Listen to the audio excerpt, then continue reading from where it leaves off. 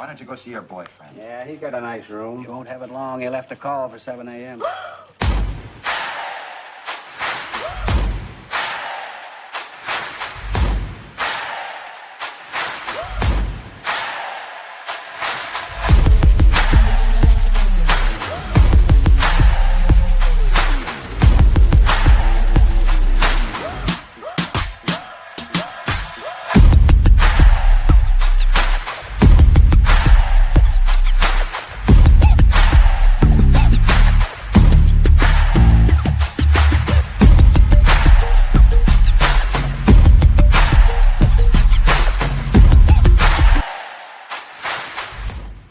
Can you please look up this thing?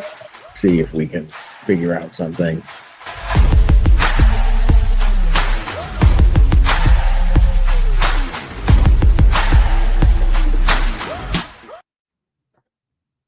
Hi. Little bit of an impromptu one. I was digging into things and I saw this trial pop up and I thought it looks like such a good one. So I am going to have to work while it's on, and I need to edit this screen because I can't be having the logo. Now, how am I? Let's just do this for now. Really? It doesn't let me stretch it out.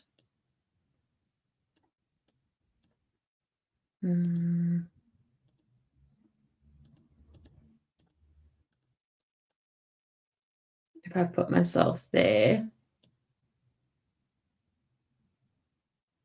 I'm not going to be around like on the video that much anyway. I thought that this would save.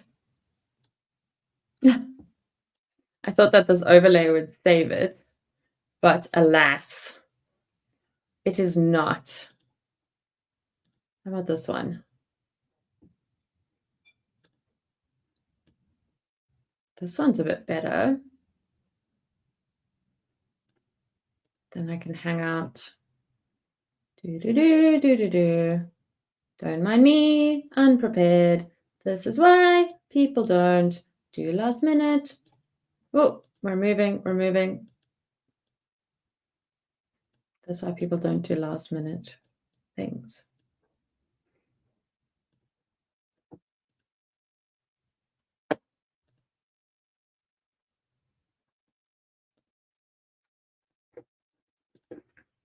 Okay, do we have audio? Let's test that.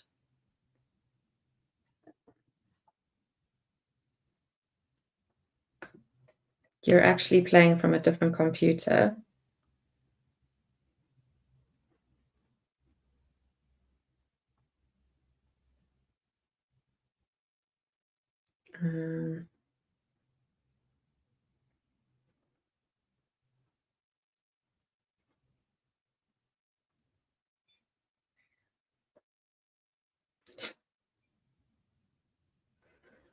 Okay.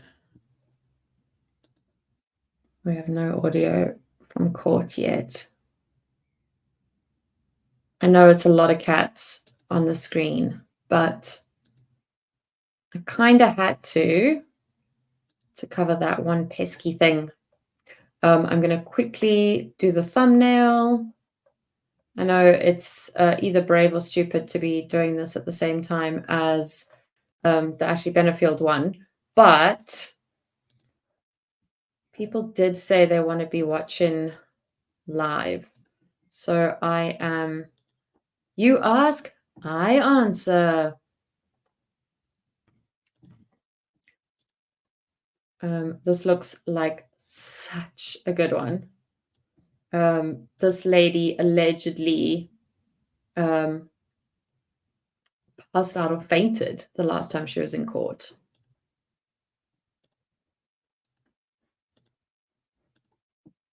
Wow. This happened in 2021, and the pictures that they are using on the interwebs look like they were taken in the 90s.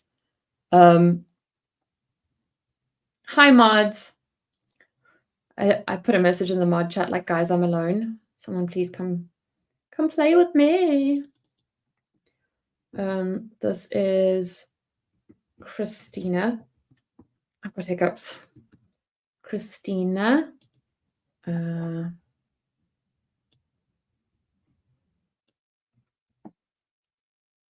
Unfortunately, my brain keeps going, "Stab in the heart, and you're to blame." I hope it stops doing that.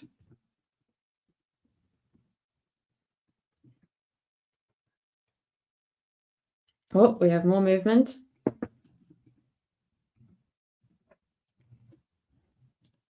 It's not my best thumbnail. Christine, no A. Oh, okay. Well, I copied one of the channel's things, so it should be okay. I just copied and pasted. I didn't do it myself because I also need to be working. I am just wrapping up a break. So I went to the thrift shop and they close early. So I didn't get anything. And there were so many freaking frames. I got to look, but like they're like, no, we're closing the payment thing. So I got to look, but I didn't. So many frames that I wanted to. Vicky Mac, stop trying to multitask. Just do the thing. That I wanted to grab for my artwork.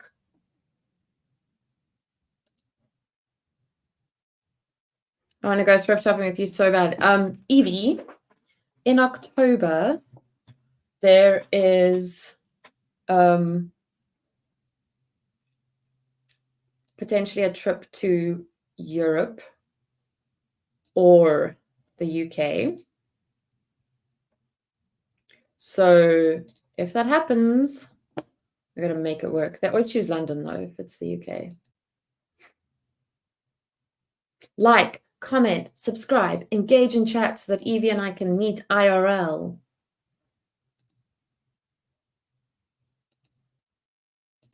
Although, like, you're not really supposed to meet strangers, but I take Ubers and that's getting in a car with them. Okay, Court, where are you?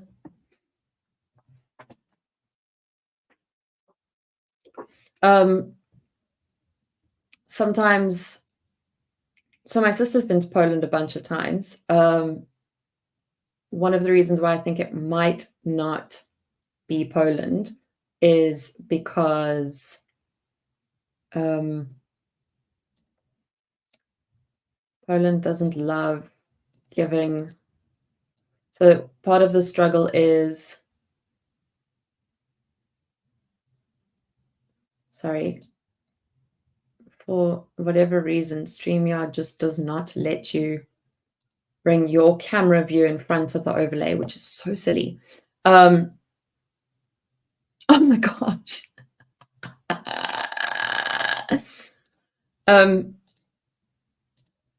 The tricky thing is always where we'll have people from the US. So Steve, is this in the same time zone as you?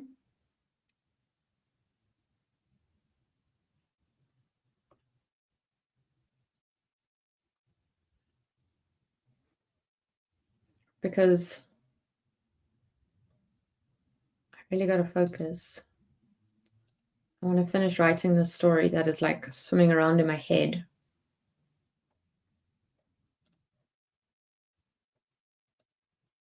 I just quickly want to see. Oh, Poland's the visas were tricky. This one works because I can put myself there. At one stage, visas were tricky. That's why. Can sit like in the curve of Phoebe's ear. Okay, so while we're waiting, I might as well tell you what this is about in case you haven't seen the description. Christine is charged with murder, assault, and battery with a dangerous weapon in January 2021, she allegedly killed her husband, Michael Ricci, who was a firefighter. He was also a veteran. She stabbed him in the heart and the back of his left shoulder. They had an argument before the incident. They both have alleged mental health issues, and the victim was a firefighter in Boston. So we might have a lot of sidebars again.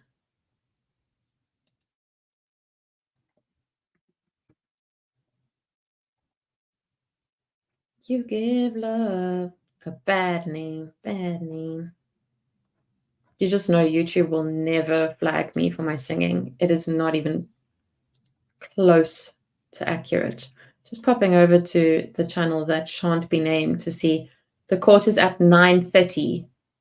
So how many hours is that, Steve? I think it would be the Commonwealth.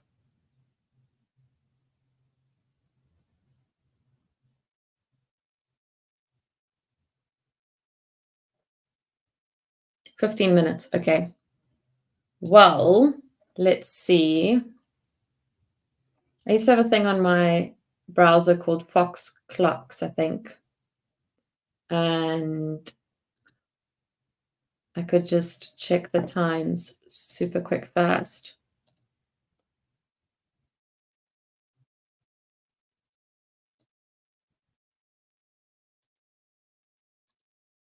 I'm going to share this in the meantime.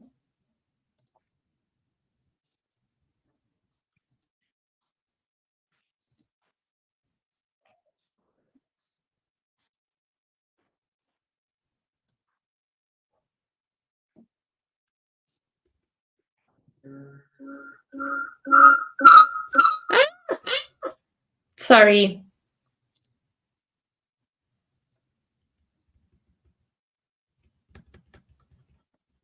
Okay. Guys, I'm making a mess of this. Stop sharing. Messy Mac. I just wanted to watch something in the interim.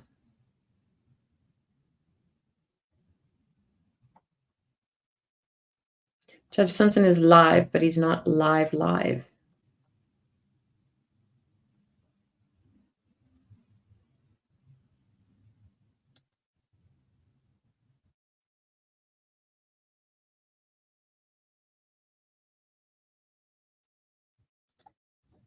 On this side, and then on that side.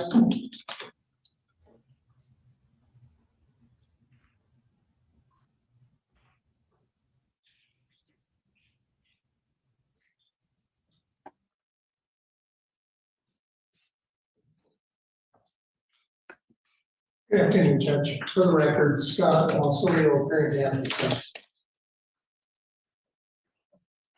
So what's your name, please? Yes, sir. Corey Scott.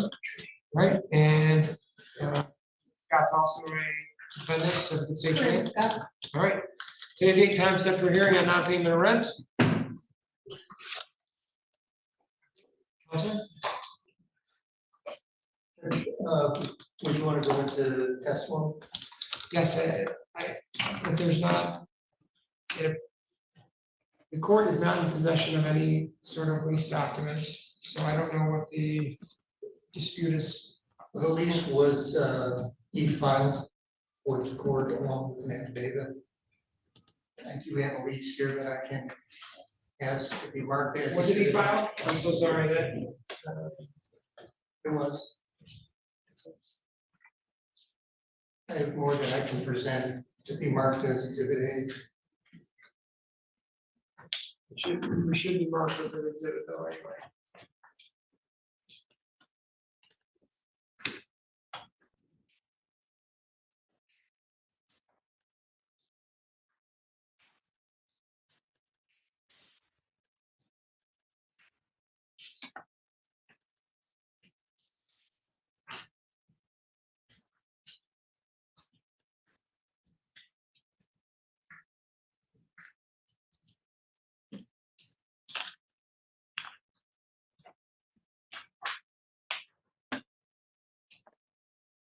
Can you go close down my file in the court, or the desktop?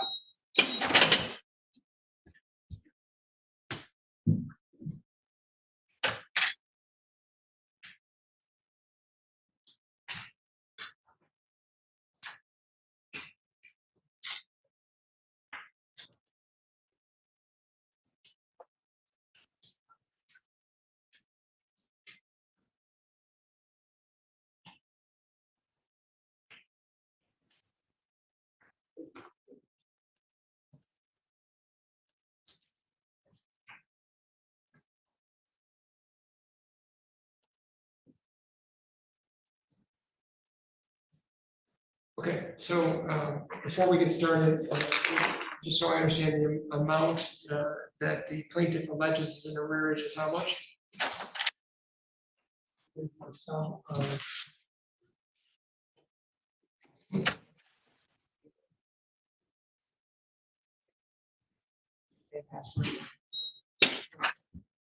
this, we're gonna be waiving late fees, is the sum of $8,125.08.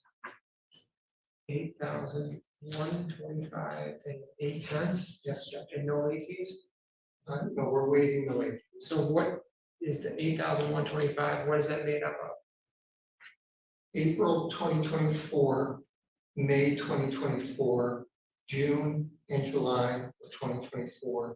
Each month was $2,200. And in May 10th, there was a $1,000 payment that we're giving them credit for. And the plaintiff paid a water bill in the amount of $325.08. Thank you.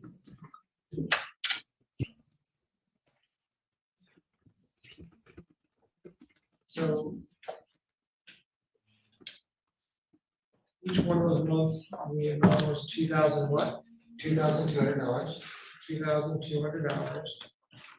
Which would have left a $8,800 for those 4 months. Less a $1,000 payment. May 10th. In his email to the court, Mr. Emmons made this intent clear, but his intent. For its part, also.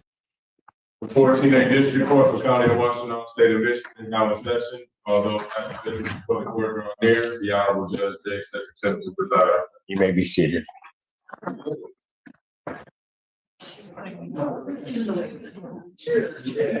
And for the prosecutor's office, who is, the long lost Morgan DeRosa. All I've right. been relegated. Yeah. Put in the timeout.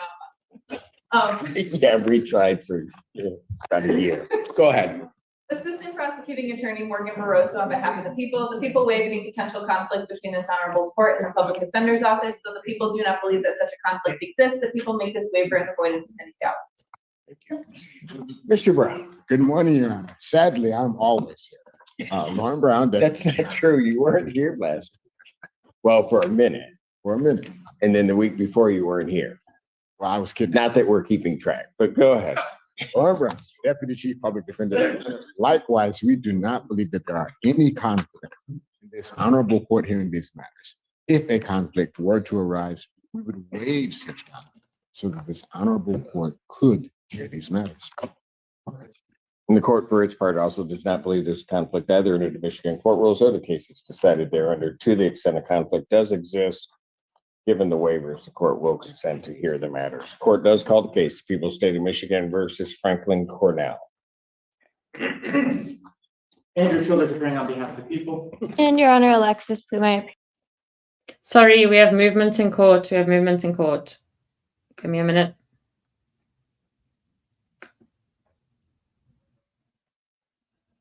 Come on.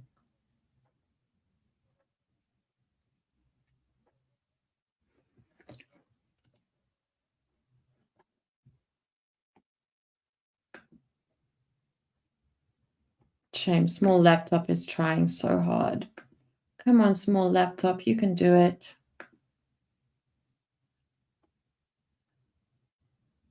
I'm going to go through those with you and then I'll.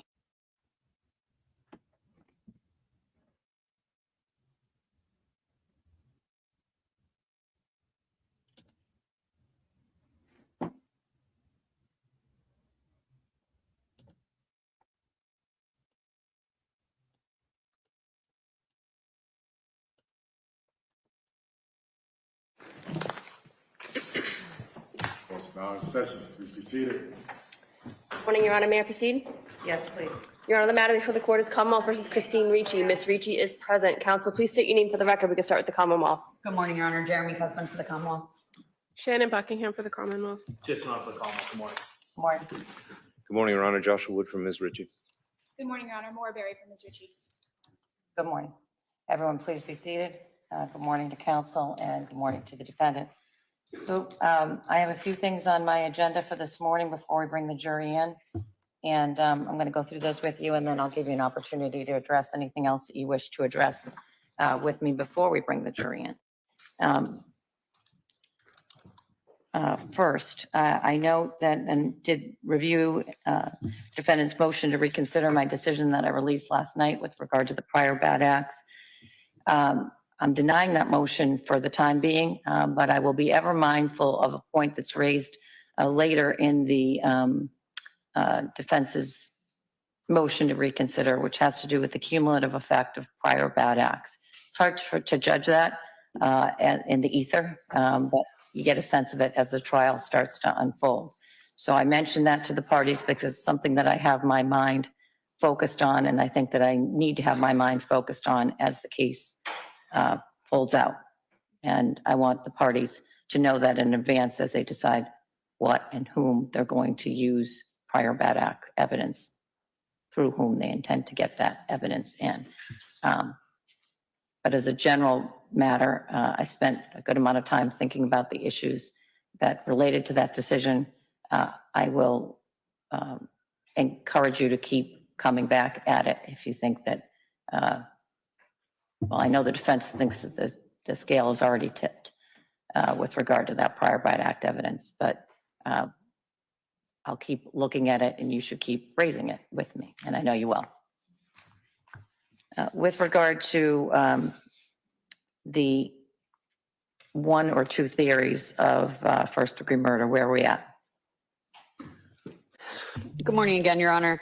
The Commonwealth's position at this juncture is we would ask for both theories at this point, although we're not per se wed to the fact that if the instructions are given and we don't elicit our anticipated testimony, obviously we wouldn't ask for it at the end. So what is the, so as I looked through last night, the extreme and atrocious charge, it seems to me that, well, on the one hand, the instruction says one blow maybe is sufficient for it to be extreme and atrocious.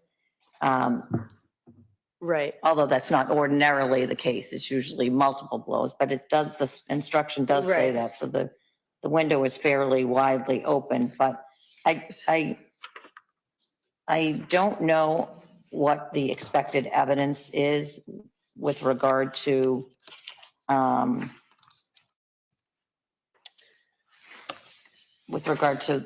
if the evidence came in the light most favorable to the Commonwealth, how you met out your burden under that.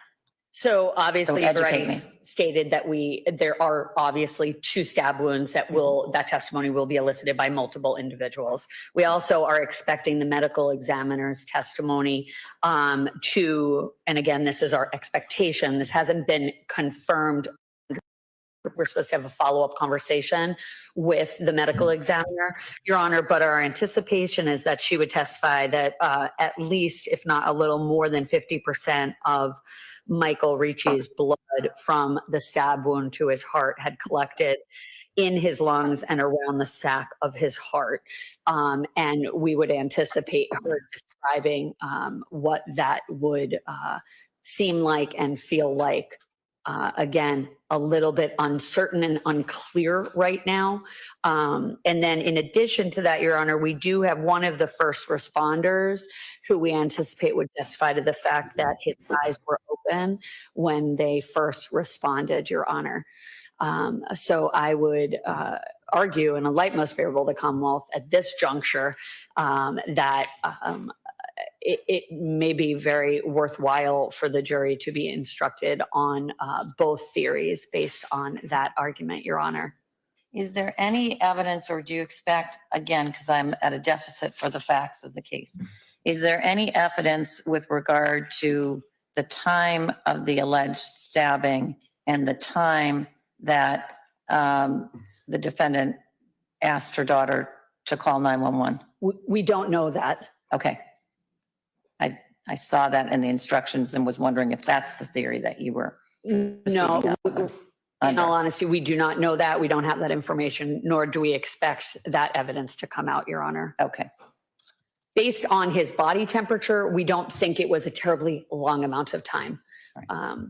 But so, defense, what do you say to that? I think that even in the light most favorable to the Commonwealth cannot articulate a theory of extreme atrocity or cruelty. Extreme atrocity means an act that is extremely wicked or brutal, appalling, horrifying, or utterly revolting. Extreme cruelty means that the defendant caused the person's death by a method that surpassed the cruelty inherent in any taking of human life. A killing that is so shocking as to amount to murder with extreme atrocity or cruelty, so that you can essentially, based on the circumstances of the case, you can start to say things about the mental state of the defendant. Now, there are several factors that you can consider, including, as you said, the number of blows is one of the factors. To find that the Commonwealth has proved beyond a reasonable doubt that a defendant has caused the death of the deceased with extreme atrocity or cruelty, future jurors must consider, or juries must consider, the following three evidentiary factors. The first is whether the defendant was indifferent to or took pleasure in the suffering of the deceased. There's no evidence of that. The second is whether the defendant's method or means of killing the deceased was reasonably likely to substantially increase or prolong the consciousness or suffering of the deceased. Now, the testimony I expect will be that Michael Ricci died from a single stab wound, even though there were two stab wounds. It was one fatal stab wound. And that there is no evidence as to how quickly he died. The mere reciting of the fact that Michael Ricci's eyes were open says nothing about whether he was conscious, sentient, or what, and that's not even really the question. The question is whether the defendant did something in the process of this act to intentionally prolong or substantially The medical examiner is going to testify that at least 50% of his blood mass had collected around the heart and the lungs based on the autopsy. And I don't know the science behind this or how long that would have taken to accumulate it. And that's at the time of death at 5:30. Between 4:30 and 4:45. Well, right, somewhere between the 911 call and. I'm sorry to interrupt. There was one additional fact that might also help in, I apologize for interrupting. There was also a 15 centimeter deep. That was the wound depth, Your Honor.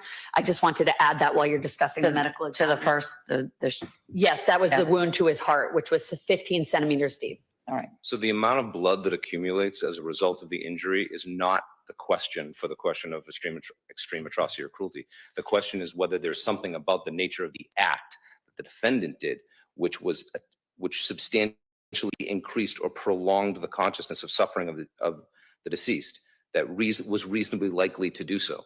So yes, in any case where death occurs, you're going to be able to point to some trauma, which was the proximate cause of death, and you're going to also be able to point to the subsequent effects of that proximate trauma, namely the blood in some cases the bruising and the collecting of blood. But the fact that he bled out 50% of his blood does not suggest anything about how long he was conscious. What from about the time. 15 centimeter deep cut? That just means the blade went in at least Quite a 15 ways. centimeters. Right. Right, correct. And from that, all we know is that the blade went in. So for example, if the blade went into his body as a result of a tussle and a fall. Right, but that's taking it in the light most favorable to you, isn't it? There is nothing that we can do except speculate about the depth of the wound and the extent to which that suggests something about someone's intention to prolong suffering. There's just no evidence of that. And for the court to give that instruction would be encourage the jury to say, well, if it went in 1 centimeter and then she pulled it out, that would have been a normal thing to do under the circumstances. But 15 centimeters in, as if someone has that type of surgical control in the context of any reasonable human interaction like the one we're talking here. Right. Well, there's a difference between the required exertion to incur a 1 centimeter blow and the required exertion that's required for a 15 centimeter blow. Is there going to be testimony that the Commonwealth intends to introduce with regard to the physics of that?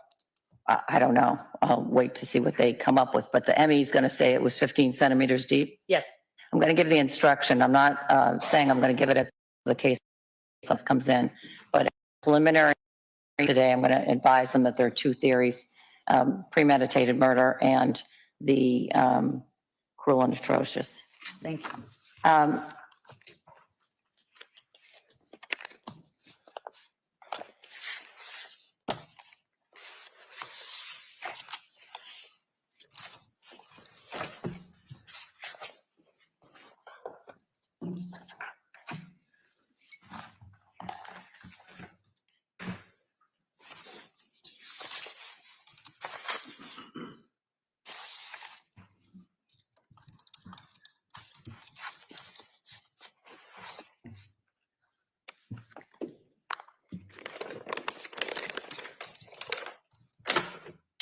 Did either you think about, or both of you think about the prior bad acts limiting instruction?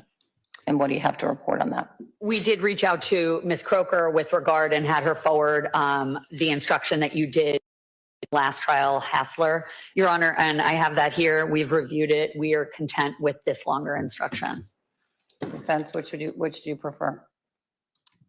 Well, I will say that I don't think that either are adequate, particularly with regard to the June 6, 2019 event, in order to overcome the overwhelming prejudice that will create for Ms. Richie. Problem, counsel, is that not only is it prejudicial, it's probative.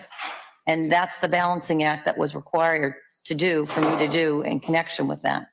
And I understand we disagree with regard to my decision on that. But now you've got the decision. Which instruction do you want?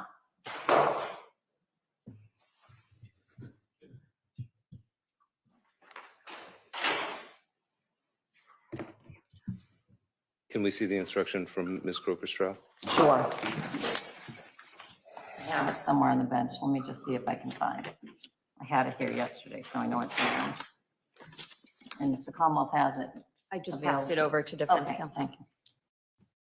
Anyway, because if I'm going to give it, it needs to be accessible.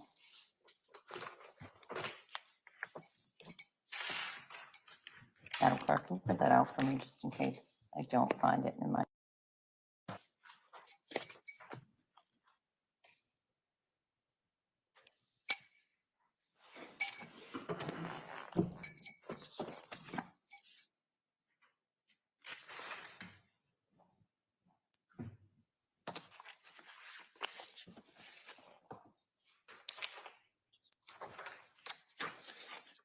I'm asking in the last sentence of the instruction, in the words, he must also have committed the crimes charged in the indictments, to read, was more likely to have committed the crime. I'd love to follow along with you, but now that I said I printed it out, and I know I did, it's probably in my chamber somewhere, but just give me a minute for Madam Clerk to print it out.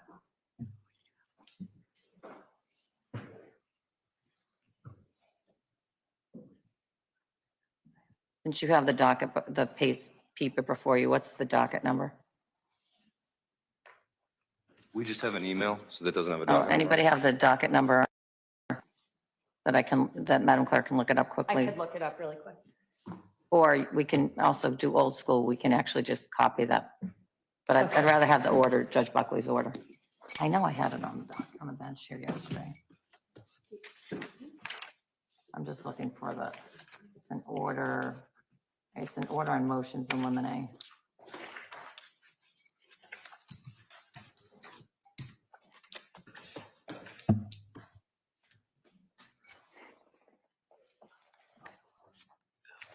I know what page number it is.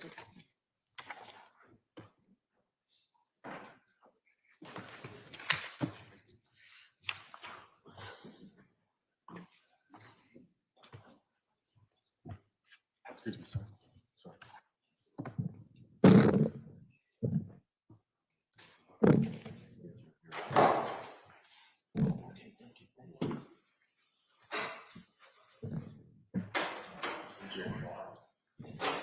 Everyone here? It was.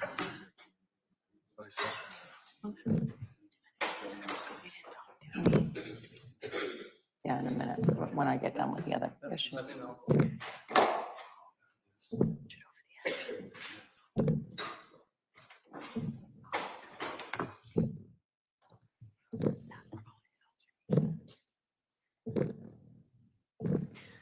Printed the first page. It's the first page. Oh, it's on the second page or the third page.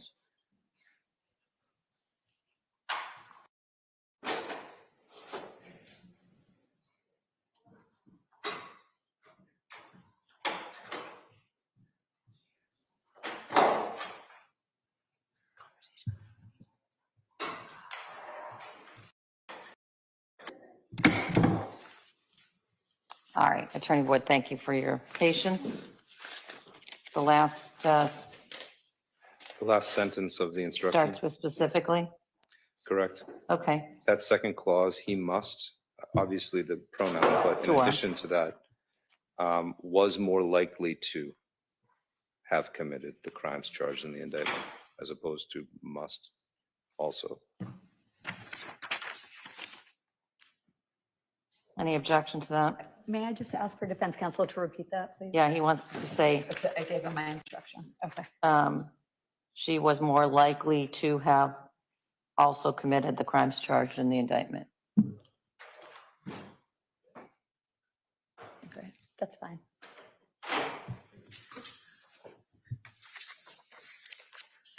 All right. The other issues we need to deal with before or address is juror number 6. Raised the issue with regard to, and actually I'm going to ask that the camera be turned off for a second because this relates to the impanelment process and I don't think it should be covered.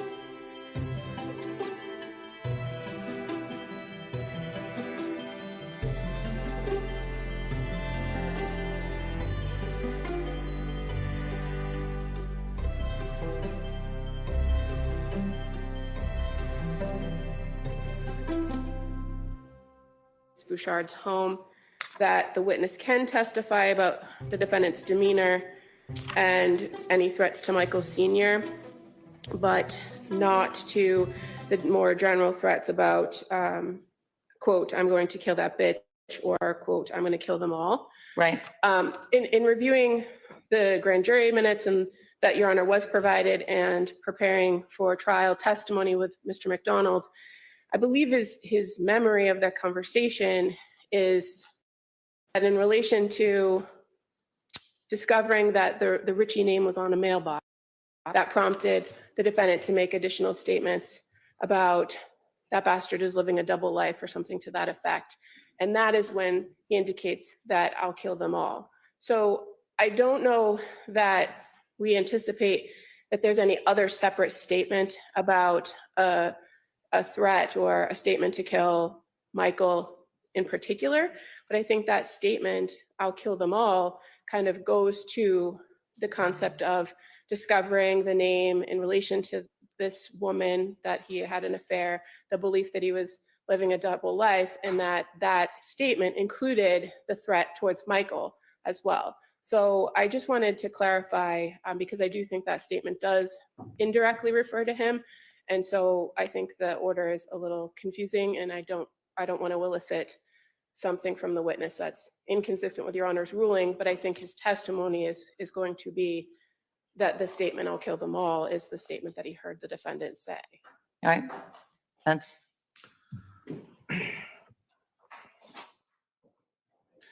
there's a number of things I think that need to get clarified with regard, even given Your Honor's ruling about prior bad acts, and I think I also need to make a record about some of them. I understand the court's position with regard to all of it, and in particular, the January 6, 2019 event, and I won't belabor that issue. I do think there remain additional issues with the group of prior bad acts that are being offered, which are observations made by third parties of Michael's face during a period of time. I want you to address this argument. The Higgins argument? Yes, and then I'll let you put whatever you want on the record when you stand up when I ask you, is there anything else that you want? But I want you to keep your eye on the ball, Attorney Wood. Okay, I thought that's what you were doing. I No, apologize. all I'm asking you is with respect to this issue. Okay. And by the way, you all know, and I've said this not a million times, that would be an overstatement. I've said this a number of times. You know the facts of the case. I do not. I rule on what is before me and what was before me in the Commonwealth's motion. And here's where I draw the line. It is not relevant to this jury's decision-making whether she threatened Janine Bouchard, whether she threatened anybody else. It's only relevant to this decision-making, this jury's decision-making, in my opinion, as to whether she threatened to injure or kill the decedent. And if they can't be divided out, then it's not coming in. Oh, well, that's my position too. It shouldn't come in. I figured it was. So I cut to the chase. All right.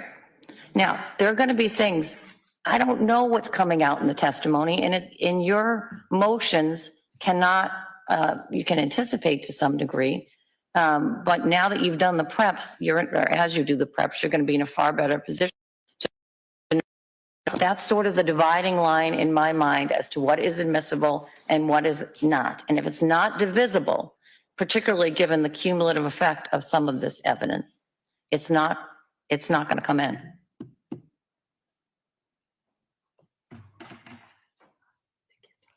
All right. When in doubt, come to the side of the bench.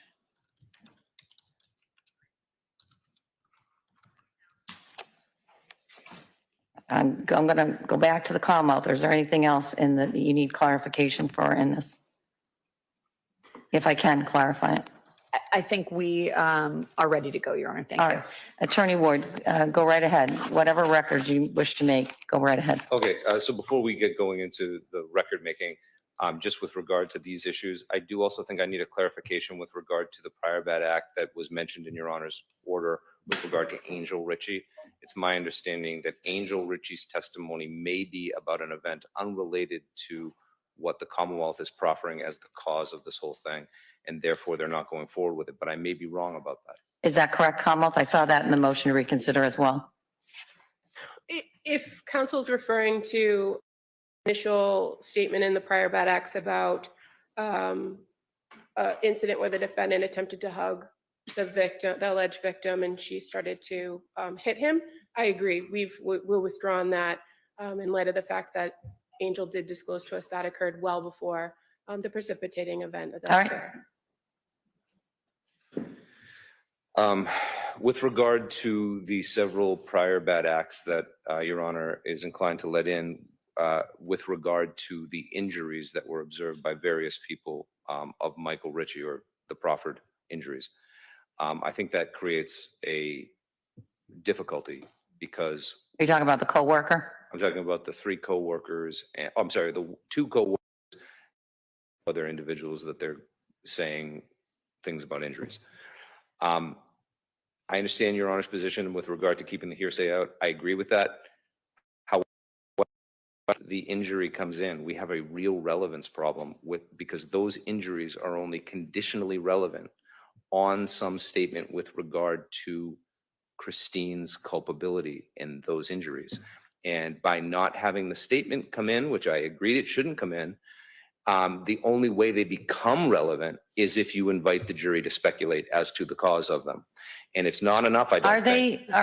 Are you doing that when you know you're going to have testimony, or anticipate there's going to be testimony, from what I understand of the case, that the children witnessed those injuries and witnessed the black eyes Okay, as well. So I don't know. The devil may be in the details with regard to whether there's a temporal lining up, if that's known.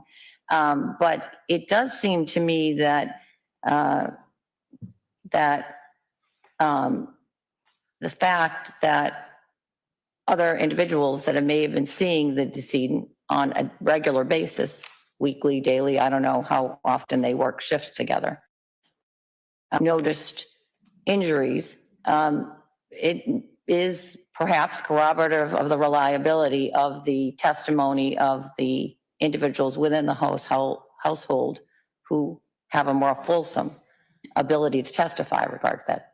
How is that speculative? I do think that we can make a distinction between the people in the household that see injuries and the workplace. And I may have to make a bit of a proffer as I go forward as to what I expect the evidence to be. But what I expect the evidence to be is that in the two cases of the coworkers and Robert Higgins, his testimony, their testimony will be, one of them, that he doesn't work with him regularly. He saw him at a fire. They came to a fire together and he noticed bruising on his face. And then there's a statement that Michael allegedly makes to him. The statement is out now, but the injury is in. And now the question is, in January of 2020, are we asking, which is very remote, about a year after and more, the observations of the people in the household with regard to a fat lip, which would have occurred at the end of 2018. Now we're talking about 2020. Him saying, the only reason that would be in front of the jury and the only sort of reasonable inference they could draw is that they're allowed to speculate as to the cause of those injuries, and that the cause, if it's in front of them, must be the defendant. And that type of call to speculate to the very foundation on which this evidence is conditionally relevant, is improper, and it's irrelevant in and of itself if it's taken in isolation. For example, the Mike McCarthy example. In the example of Michael Dillon, another person at the firehouse, he says he saw him with scratches on his face at various times. Those pieces of evidence, without any evidence with regard to causation, or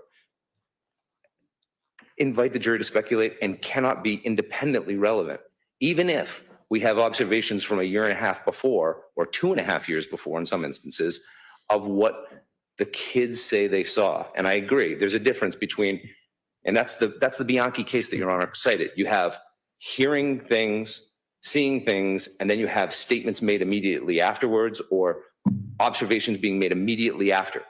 That's a very different scenario than somebody shows up at work with scratches on their face. We're just going to put that in front of the jury and let them come to their own conclusion. And if the idea is we can just use the history of the relationship to sort of fill in that gap, that gets it exactly circular. Because isn't that exactly what we're trying to prove in the first place? We're trying to prove something about the history of the relationship, but we're going to let these unconnected statements come in, and we're going to let the history of the relationship do the work for proving the nature of the history of the relationship.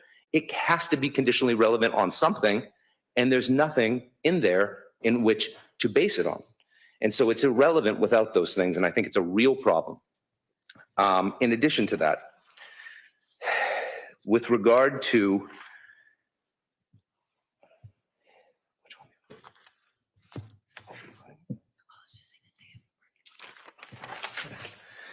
they have to prove by a preponderance in all these cases that she's the actor. That's a foundational question for prior bad acts.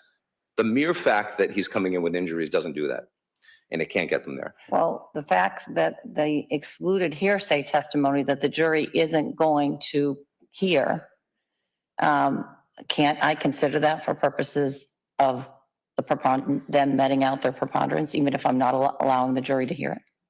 Well, I think in ordinary circumstances, Your Honor can consider hearsay for the purposes of relevance determinations for admissibility. But I don't think that's true with conditionally relevant things. I think the nature of conditional relevance is it has to be relevant, conditioned upon already admissible evidence. And it can't just be put in front of the jury, particularly where it invites speculation, which is exactly what's happening here. Now, Your Honor may say, well, I've heard enough for me to be satisfied that that speculation is justified.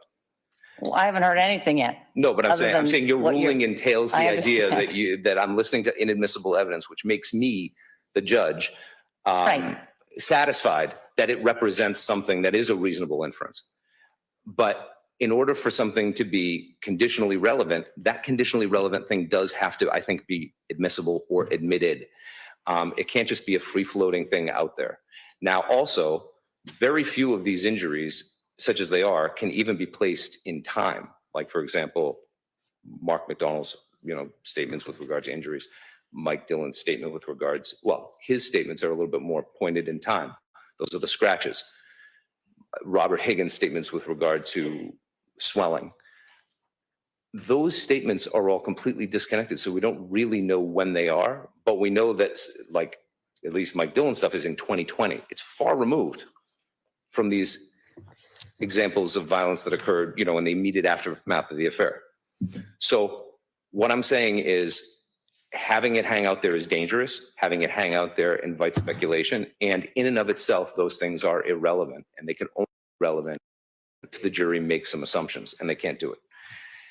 With regard to Robert Higgins, there are additional things that they're trying to get out through Mr. Higgins. And I think there are real questions as to what it is that he actually told them. I've read two separate reports in that case, in which in one case, he's confronting Christine with precise allegations or even broad allegations to her face, and she says something in response. In another version of the event, his statements with regard to Michael's injuries are 7. Testifying today? He's on the list today. We hope to get to him. He's towards the end of the day. Right. So there is a possibility, yes. I want to do a balancing act here about certainly permitting the defense to make the you have, although I think you're fully protected by the motion to already filed. I'm trying to balance that with getting off and running in this case this morning. So, Attorney Wood, is there something that you, and I'm going to give you, I'll give you at the close of the day whenever you need it, at the side of the bench if we get to that witness today or at the break, whatever. Is there anything that you need to address this morning before we get going with the jury?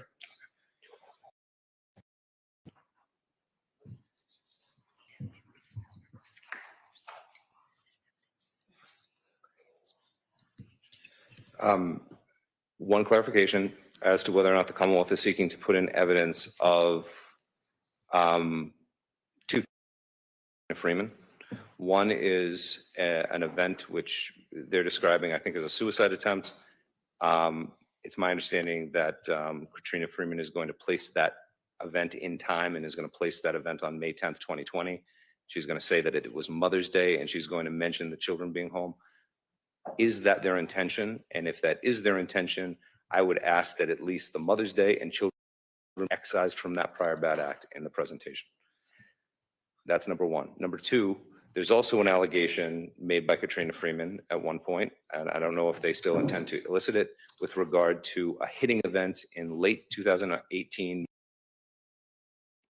in which they're going to say that my client admits something and that she also suffered some personal injury as a result of it.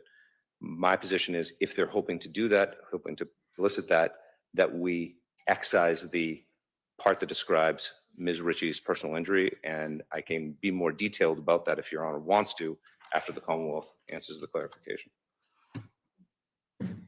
Okay, so do you only want me to address the I last only want you to thing? address this Okay. last thing. Is she testifying today? Yes, she is testifying, Your Honor. She would be the third witness for the Commonwealth today. Okay. And yes, we seek to elicit everything defense counsel brought up. Mother's Day. Yes, so the Mother's Day incident, Your Honor, I believe defense counsel is asking for perhaps us to be limited in saying it was Mother's Day and saying that the kids were home. The problem with that is that's not factually accurate, but also Angel Ritchie. What's not factually accurate? Was it we- Mother's Day or No, were no, the kids? if we say it was, and I mean, I guess we could say just the date. Is that what you're looking for? I don't know why we have to, we can say May 2020. I don't know why we have to say it was Mother's Day and the children. were- What's the problem? Well, with because that? I think it What am I invites, what am I missing? Because I think it's unduly prejudicial and it's not probative of anything. Because it's Mother's Day? Well, because the context in which this is going to be spoken is that the children were home and it was Mother's Day and the suicide attempt happened at that time in particular. And it invites the jury to judge Ms. Ritchie with regard to things that are unrelated to this case, including her as a mother, which is deeply prejudicial sort of picture that's being put in. And if the issue is, if what's being to be proven by the prior bad act is something about the nature of the relationship and the extent to which the defendant was affected by the extramarital affair, which is, I think, the stated reason for it, it doesn't kids being home play any role in that evaluation, except to sub rosa of the defendant. And part of what that is what we talk about when we're worried about propensity. So yes, I think those two pieces of evidence, even if Your Honor has found that the event is probative, that those two pieces of the story are non-probative and are deeply prejudicial and clearly fail the 404B prejudice analysis and balance. Your Honor, I believe that, first of all, it wouldn't just be Katrina that we're intending to testify about. I imagine it's going to come in through the children that were there. Exactly. Angel Ricci helped with the father to remove the knife from her hand. So he's right there in the thick of it. It's not just Katrina's observations. And the relevancy of it being Mother's Day plays into part of the statements we provided, that Katrina said she actually had been drinking that day because she lost her own mother. She came home to the Ricci house. She was especially upset because it was Mother's Day, and then sees this happening and says to her, I can't believe you're going to do this in front of your kids, basically on Mother's Day. So it's very much interconnected with the reality of what was happening on that day. I mean, I guess we could just say the date. We're not going to just say May 2020, because part of, No, you know, I think it's not, here's what I'm going to do. And you will reconsider it as the evidence comes in live. You can say it's May 10th, 2020. I think there's some import to the fact that the witness remembers the date, and that it's not some amorphous date in May of 2020 that this happened. And I'm going to reconsider as we go through whether or not the Mother's Day aspect of it comes out, particularly depending on how the cross-examination goes. But I'm not sure that I agree with the defense, the value of the Mother's Day connection, but it may be my deficit in knowledge of exactly what happened. So I'm not getting either the probative value of it or the prejudice of the fact that it's Mother's Day. And the other problem I see with that, Your Honor, and I'm sorry to belabor this, is if, for example, defense questions her about the fact that she was under the influence when she made these observations, then it absolutely would be limiting the jury's knowledge of why she was under the influence that day, for example. And that was because she lost her mother, and that was a very hard day for her each year. We provided all this information to defense counsel. It's not a surprise. So I think that needs to be considered. And then are we going to now take away and not allow her to testify that she was under the influence, which would then be taking away evidence from the jury to consider whether or not to believe her because she was under the influence because it was Mother's Day. All right, here, I'm going to put this back on you. I want to see some of the discovery. This could have been raised if you were really seriously concerned about the whole Mother's Day aspect of this coming out. It could have been raised. If it's been raised in discovery, I'll take a look at what the Commonwealth's produced and I'll rule on it before we get her live on the stand. Anything else? I think there was one other issue you wanted me to address, as he brought up the injury to her right hand following an incident that Katrina was home for. Didn't you bring that up as well? Correct. So I'm not sure if you could just repeat what the issue was. You don't want her, it's problematic for evidence to come in that she was injured as a result of punching him in the face? Yes, particularly because my client has an unrelated joint issue and she wears orthopedic prosthesis in the courtroom. And so that is a particularly prejudicial thing to have in front of the jury, particularly when it's not needed. If the point of it is these people had a problematic relationship in late 2018 that led to violence, you have it already, because obviously we talk about violence, we talk about force. The focus is on the person whose force is being used upon, not upon the person who was using the force. So it provides no relevant or probative detail except as sort of this prejudicial communication to the jury. And I'm not suggesting they meant to do this, but with regard to the other issue, with regard to Katrina, it's very clear from the Commonwealth's response that that is exactly the type of presumption that the Commonwealth is hoping to make, talking about how difficult a situation it was for Katrina Freeman on Mother's Day, and to have Christine Ritchie on that day attempt to take her life and to confront her with that, and then to be confronted with Katrina's statements about what she thinks of Christine as a mother, doing it in the home with her children. And to answer Your Honor's question about why it wasn't raised earlier, I felt very confident that that prior bad act was going to be kept out and was waiting to see the contours of Your Honor's decision. But even if I did not, I received that disclosure within, I think, 1 week of beginning trial. So I got that. This trial date? Yeah, well, the original trial date of, I think it was on the week of the 8th, July 8th is when we received Katrina, when they did their re-interviews of all their Not witnesses. the last trial date. I mean, didn't you have it? Well, We didn't get that. you didn't get it until, We didn't get it until July. We didn't get it till July. All right. We didn't get it till July, or at the earliest late June, as they were preparing the witnesses in this case for right now. All right. So we're going to hit the pause button. Get yourself lined up. We'll take it at the break. Just so you're Whenever aware, that we is. immediately provided a police interview of her, which was conducted on May 7th. Of 2024? Yes. And that doesn't include all of the statements that came in as a result of the subsequent interview that was done by the DA's office, in which that full statement was developed. So this wasn't a question of me sitting on my laurels or letting moss grow under my feet. I just want to be clear for the record. I had no doubt about that, counsel. I think that's it. I think we should move on. I think. But I'm happy to provide the court, I think you wanted a copy of anything That we've was turned in. provided, the Right. defense. All right. Anything else anybody needs addressed that's pertinent to the next chapter, pre-charge or opening statements? I think we're all set, Your Honor. Thank you. All right, excellent.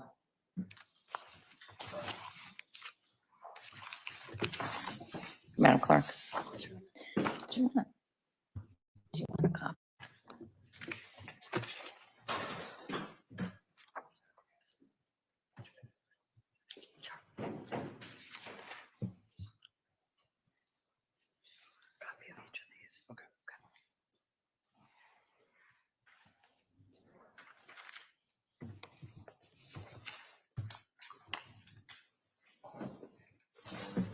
Is there a chance that we could have a quick bathroom break?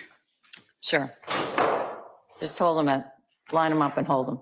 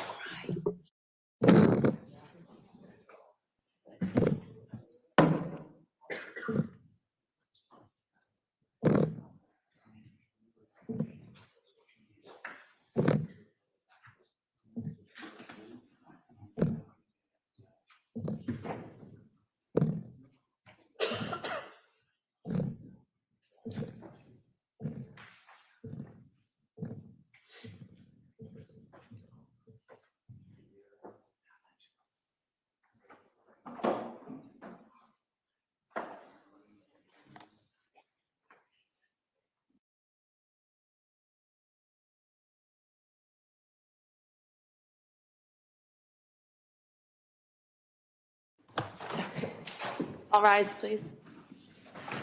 Thank you. You may be seated.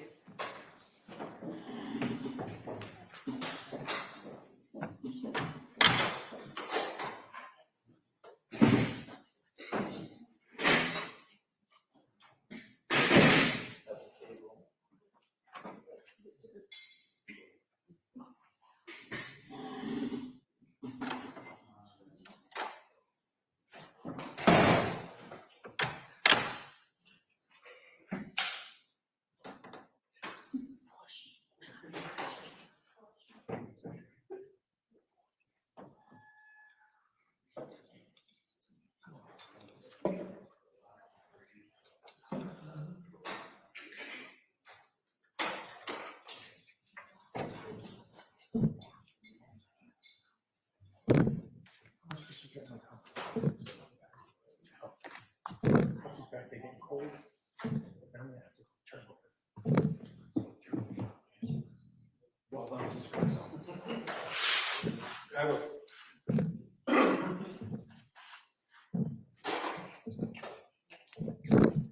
have any of that caution tape for this? Go to sidebar. That yellow tape. There was a hole in there. Well, in the cabinet, maybe. I know it used to be right up top.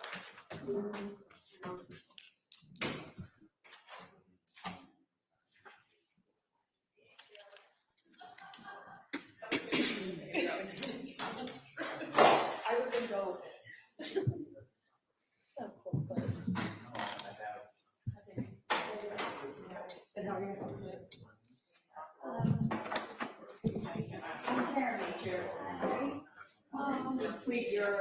Sure you don't want a better one? Yeah, you could upgrade. You could upgrade to a Jolly Rancher. I mean, that might be too much excitement. Need but, a mint coffee. Just be careful if we come to sidebar over this. Oh. The listening device, I guess somebody in the audience is requesting it, so we don't have any of that. Okay, do you have some? I had a roll of yellow stuff over there, I don't know where. That's the BNP.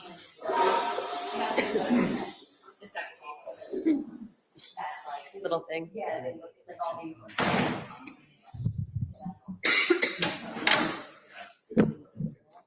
Court, all rise. Court's now in session, please be seated. May I approach just to hand Madam Clerk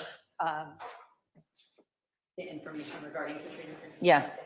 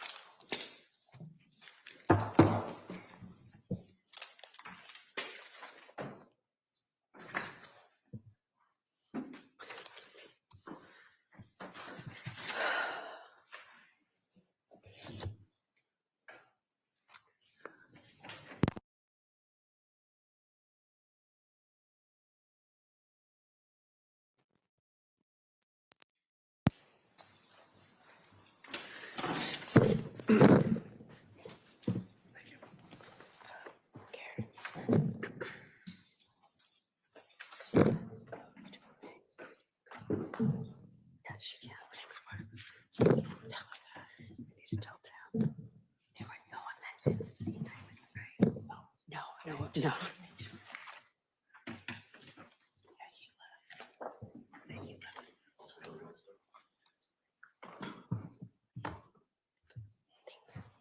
Bring in the jurors.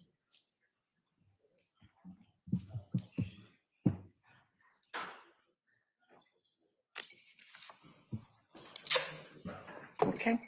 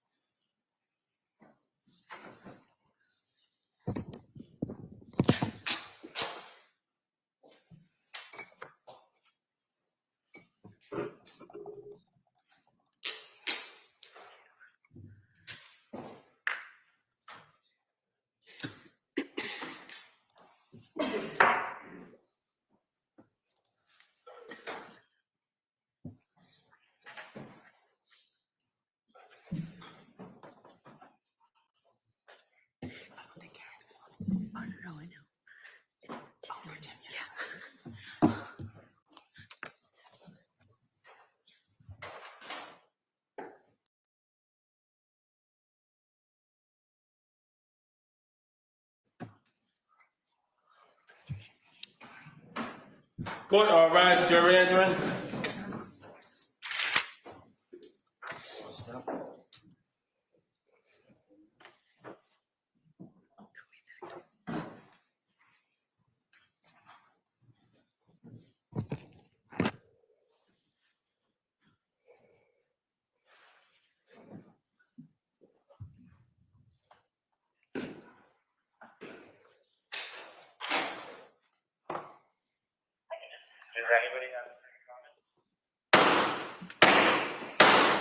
Hey, hey, hey, all persons have anything to do for this honorable justice. I am affected in. Justice of the Superior Court, within, for the Commonwealth, draw near, give your attendance, you shall be heard. God save the Commonwealth of Massachusetts. This honorable court is now in session. Please be seated. Good morning, Your Honor. May I proceed? Good morning, you may. Good morning, everyone.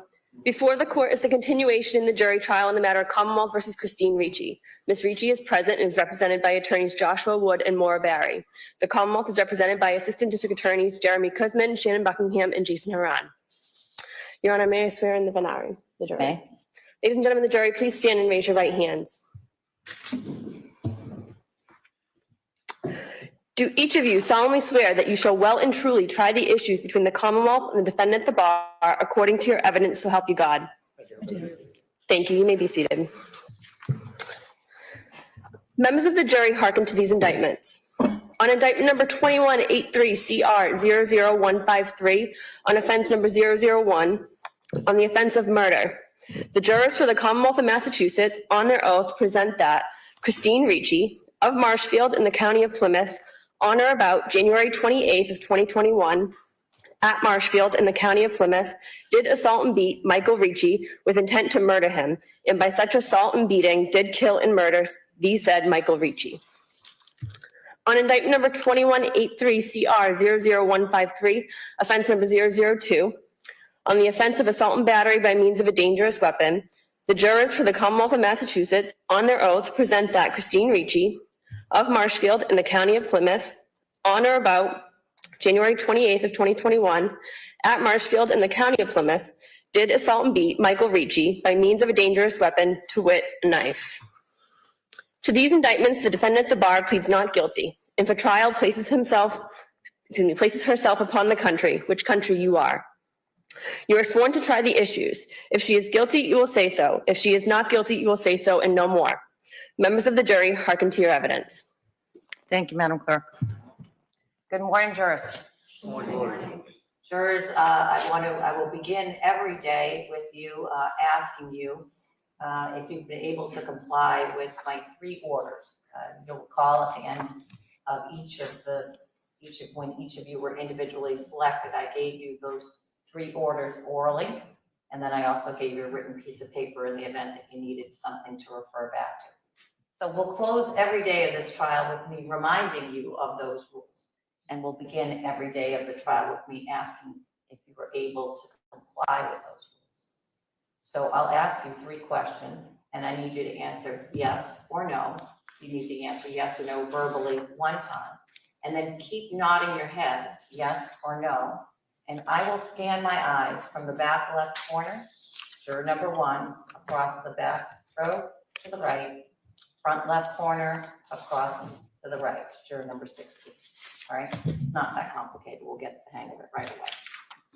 Jurors, were you able to comply with my order that you not do any research about this case? Yes.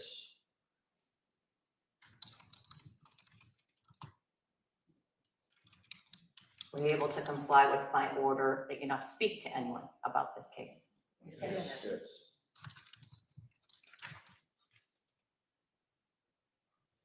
And do you all still have open minds?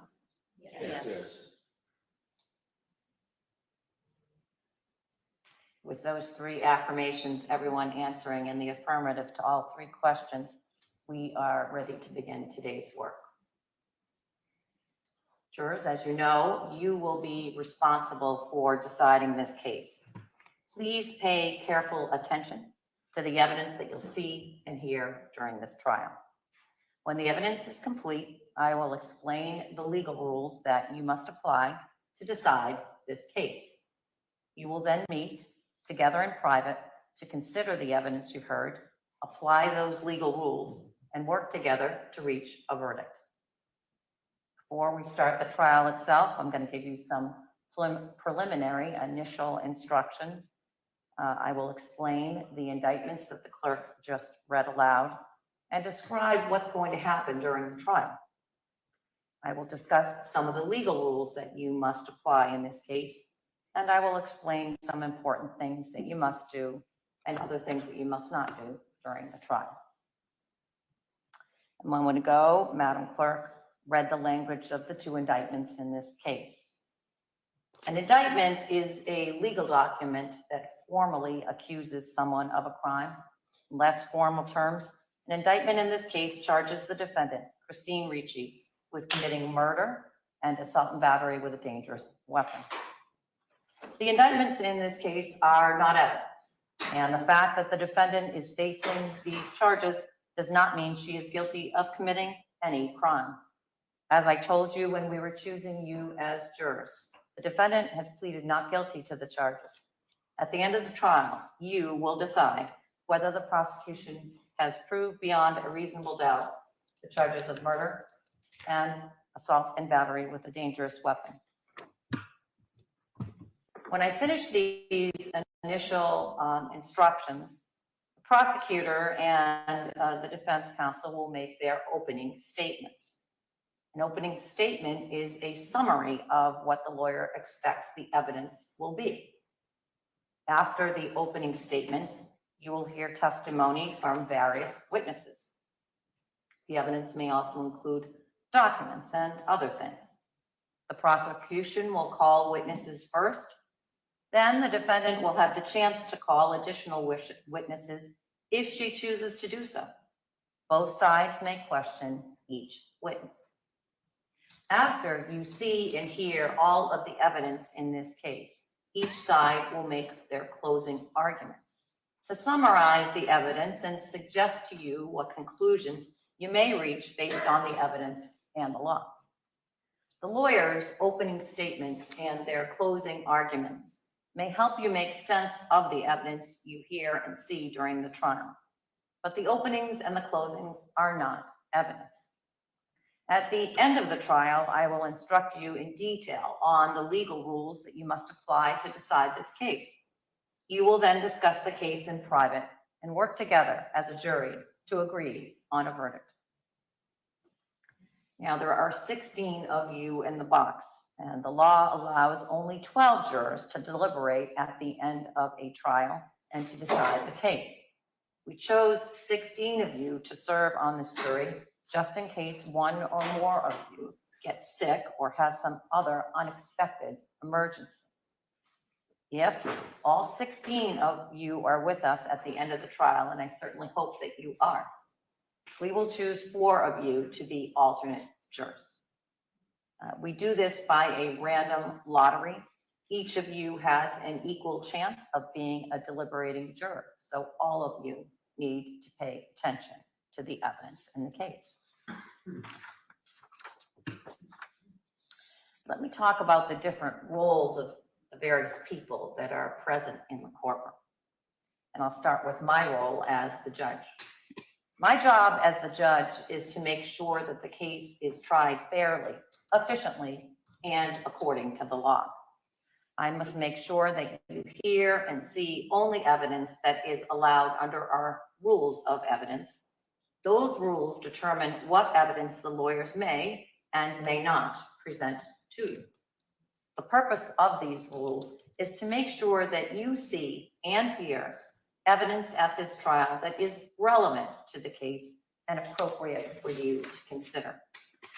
If one of the lawyers says the word objection, that means that that lawyer thinks that a particular answer or a particular exhibit that's being offered violates those rules of evidence.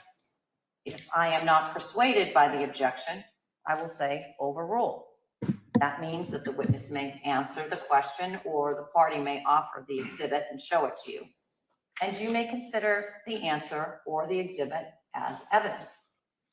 If I instead say sustained, that means that the witness may not answer their question and the party may not show you the exhibit. because under our rules of evidence, you may not consider the answer or the exhibit. If I sustain an objection, you may not talk about it or try to guess what the evidence might have been. There may be times that I tell you to disregard, or I say, I'm going to strike that from the record. Something that you've already seen and already heard. If that happens, that means that the testimony or the exhibit I tell you to disregard or that I strike from the evidence is not evidence, and you may not consider it. As the judge in this case, throughout the trial and certainly at the end of the trial, I will be instructing you on various points of the law. At the end of the trial, as I said, I give you detailed legal instructions, and those legal instructions are given to you orally, but I also give you a written version of it to take back into the room to deliberate with.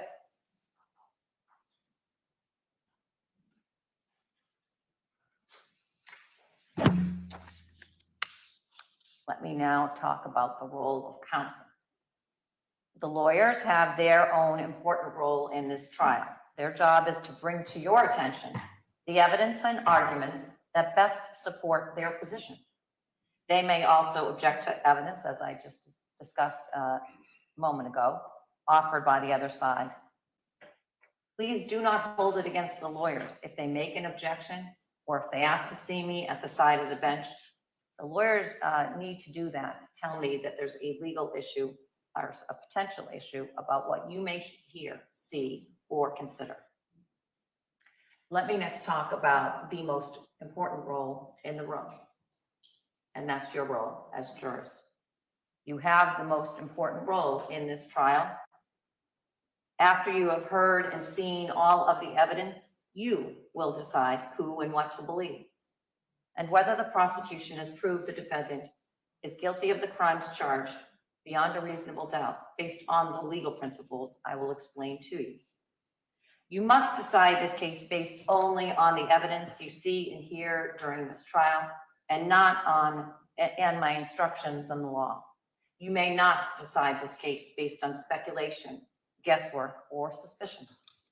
The evidence consists of the testimony of witnesses as you recall it, and any documents or other things that become exhibits in the case. Other things that you see and hear during the trial are not evidence. For example, the attorney's opening statements and their closing arguments are not evidence.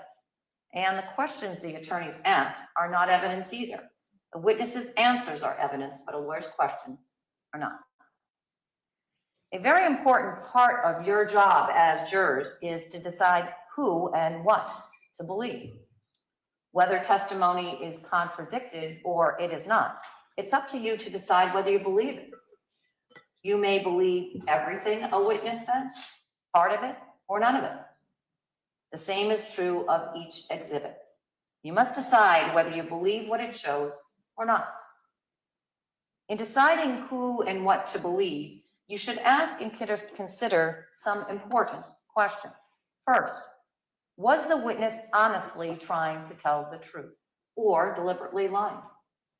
Though witnesses take an oath to tell the truth, sometimes a witness says things that the witness knows is false. If you conclude that a witness lied to you about something, then of course you should not believe that part of the testimony. Second, was the witness accurate, or did the witness get something wrong without meaning to do so? Sometimes a witness may recall seeing or hearing something, but still be mistaken. If you conclude that a witness tried to be truthful, but that some part of that person's testimony was not accurate, then you should not consider the inaccurate testimony.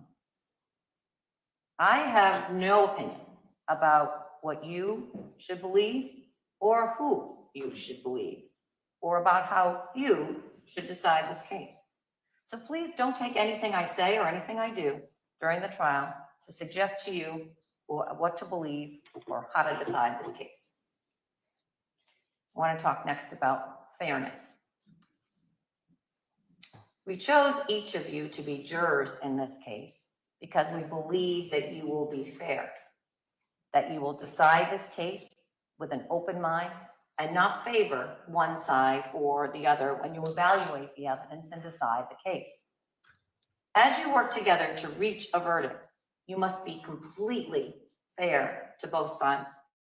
Not let sympathy, prejudice, or personal likes or dislikes influence you in any way. You must consider the evidence calmly, carefully.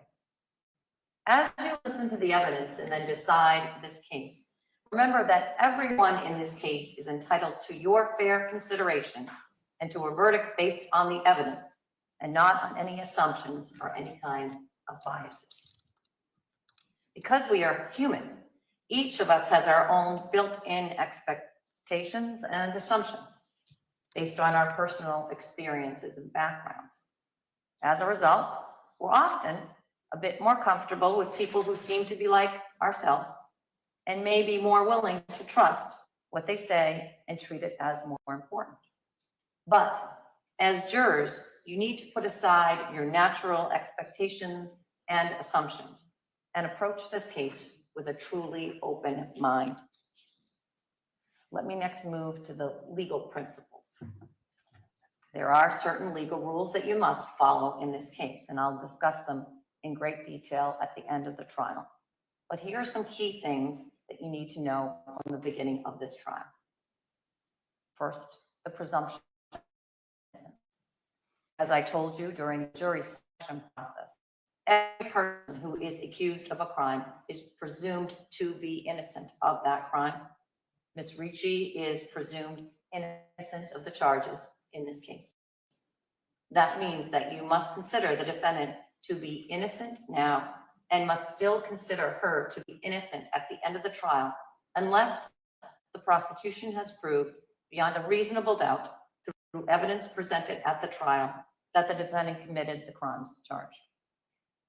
I will explain what I mean by reasonable doubt in just a moment. The defendant does not have to do anything to convince you she is innocent. She does not have to explain anything.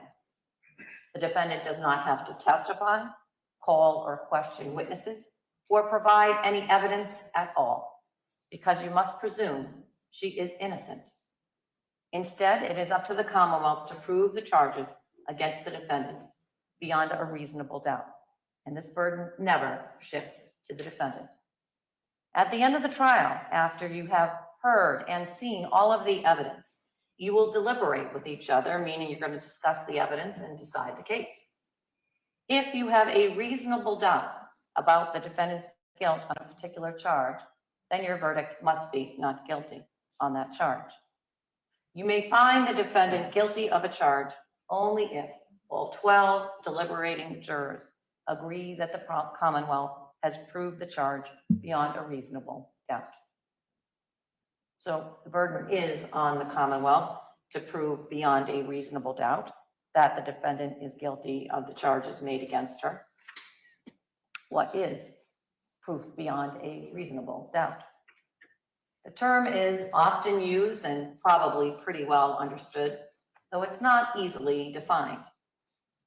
Proof beyond a reasonable doubt does not mean proof beyond all possible doubt. For everything in the lives of human beings is open to some possible or imaginary doubt.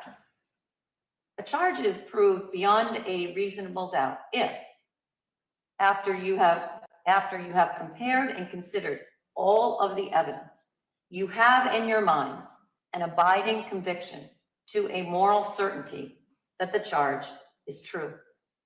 When we refer to moral certainty, we mean the highest degree of certainty possible in matters relating to human affairs, based solely on the evidence that has been put before you in this case. I have told you that every person is presumed to be innocent until he or she is proved guilty, and that the burden of proof is on the prosecutor. If you evaluate all of the evidence and you still have a reasonable doubt remaining, the defendant is entitled to the benefit of that doubt and must be acquitted. It is not enough for the Commonwealth to establish a probability, even a strong probability, that the defendant is more likely to be guilty than not guilty. That's not enough. Instead, the evidence must convince you of the defendant's guilt to a reasonable and moral certainty, a certainty that convinces your understanding and satisfies your reason and judgment as jurors who are sworn to act conscientiously on the evidence. That is what I mean by proof beyond a reasonable doubt. Let me next move to the elements of the two charges. I've told you that the Commonwealth must prove each of its charges beyond a reasonable doubt. To do so, it must prove each element or component part of that charge beyond a reasonable doubt. The elements of the offense are those component parts that make up the criminal offense. The first charge in this case is murder in the first degree. The Commonwealth is proceeding on two different theories of first-degree murder: deliberate premeditation and extreme atrocity or cruelty. In order to prove the defendant guilty of murder on the theory of deliberate premeditation, the Commonwealth must prove 5 elements beyond a reasonable doubt. First, that the defendant caused the death of Michael Ricci Sr. Second, that the defendant intended to kill Michael Ricci Sr. That is, the defendant consciously and purposefully intended to cause Michael Ricci Sr.'s death. Third, that the defendant committed the killing with deliberate premeditation. That is, she decided to kill after a period of reflection. Fourth, that the defendant did not act in proper self-defense or in the proper defense of another. And fifth, that there were no mitigating circumstances. I give you those highlights, the 5 component parts, but I can assure you that each of those component parts has detailed further instructions, but it's too overwhelming at this point. So I just gave you the idea, and what I want you to familiarize yourself with is the concept that each of the charges has component parts, and each of those component parts needs to be proved by the Commonwealth to that standard, proof beyond a reasonable doubt.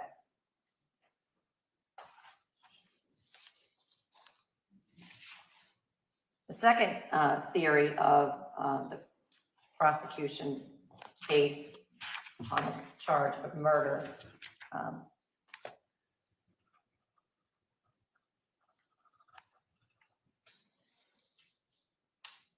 falls under the theory of extreme atrocity and cruelty.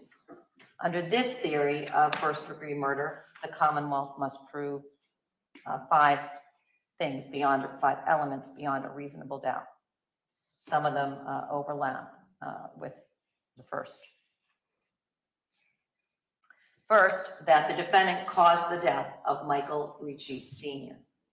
Second, that the defendant either A, intended to kill Michael Ricci Sr., or B, intended to cause grievous bodily harm to Michael Ricci Sr., or C, intended to do an act which, in the circumstances known to the defendant, a reasonable person would have known created a plain and strong likelihood that death would result. Third element requires that the Commonwealth prove that the killing was committed with extreme atrocity or cruelty. Fourth, that the defendant did not act in proper self-defense or in the proper defense of another. And fifth, that there were no mitigating circumstances. If there's some overlap. And again, each of those instructions has detailed further instructions that you'll get at the end of the case. The second indictment charges assault and battery with a dangerous weapon. And in order for the Commonwealth to prove the defendant guilty of assault and battery with a dangerous weapon, the Commonwealth must prove 4 elements beyond a reasonable doubt. First, that the defendant touched Michael Ricci Sr. Second, that the defendant did so by means of a dangerous weapon, here a knife. Third, that the defendant intended to touch Mr. Ricci, Michael Ricci Sr. And fourth, that the touching was not justified.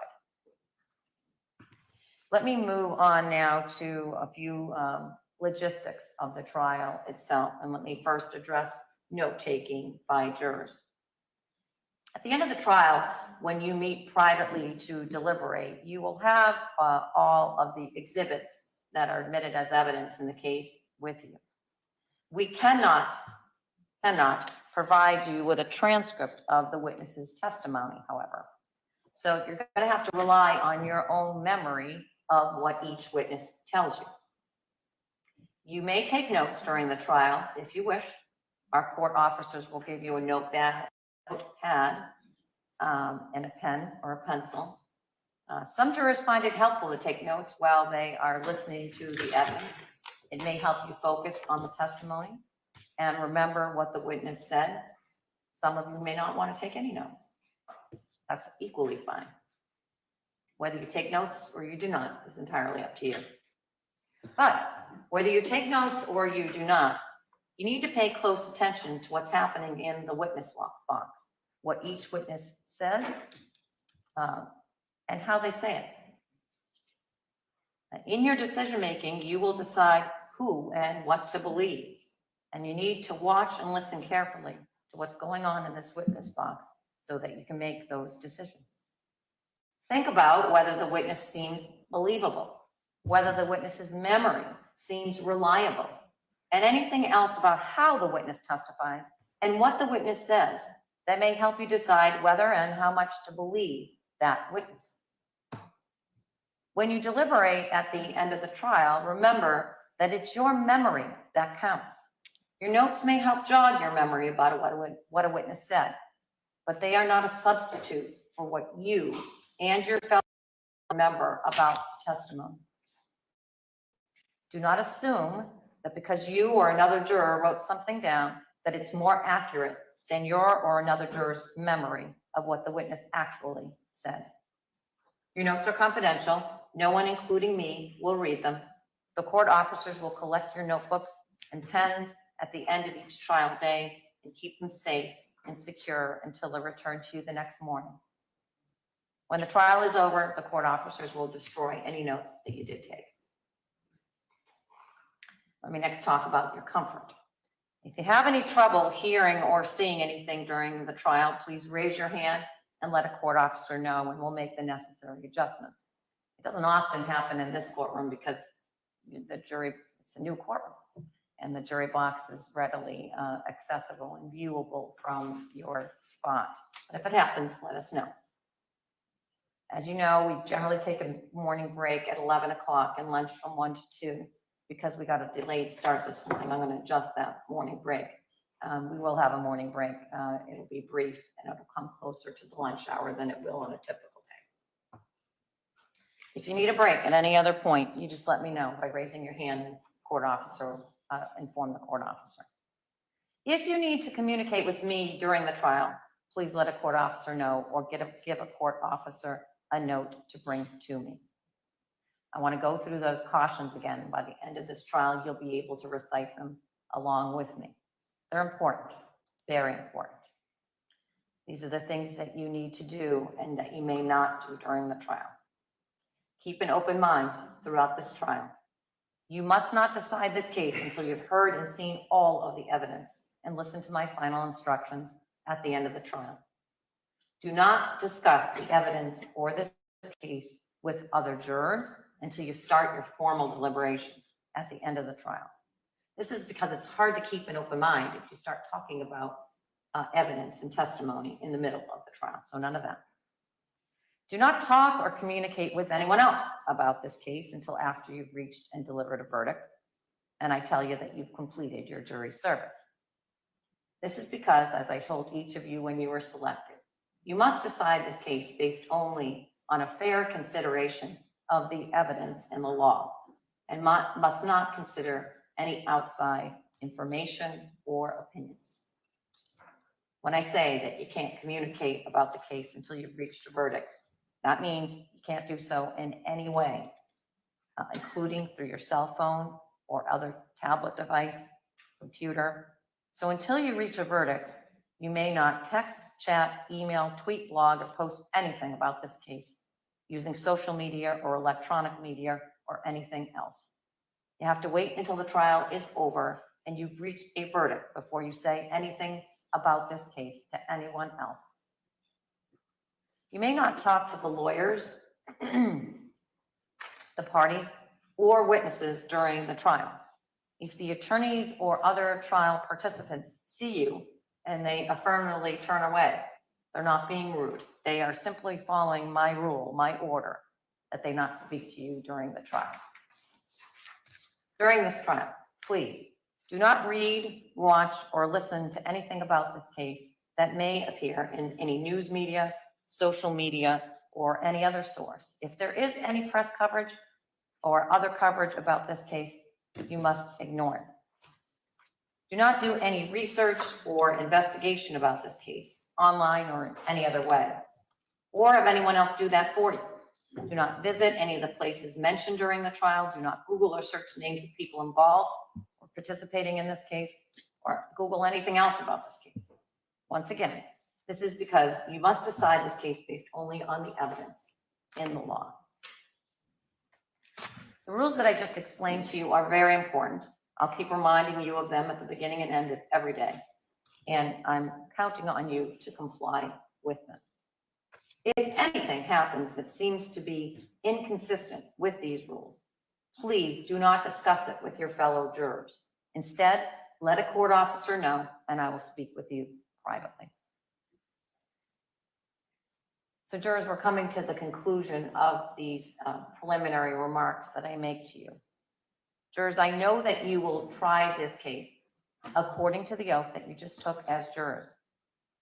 When you took that oath, you promised that you would well and truly try the issues between the Commonwealth and the defendant according to the evidence and the law. If you follow that law and approach this case with an open mind and make your decisions fairly and without any prejudice or bias or sympathy for anyone, then you will arrive at a true and just verdict, whatever that verdict may be. It's now time for the opening statements. And as is the custom, well, first of all, I'm gonna have you all rise, jurors, and shake them. Whatever you need to get your focus back. You will find, as I have now found in my years on the bench, that sitting is more challenging than it looks. If you need at any point to get up at any point during the trial, sort of the people in the back row have an advantage with regard to that because you can stand up without impacting anybody's sight line. But it's critically important that you're paying attention and that we have your full attention. So if you find yourself not being able to give your full attention, try to do something to rectify that. And if it means raising your hand and asking for an unscheduled break, that's perfectly fine. What's most important is that you're paying attention to the evidence and evaluating the evidence silently to yourself. All right? You may be seated.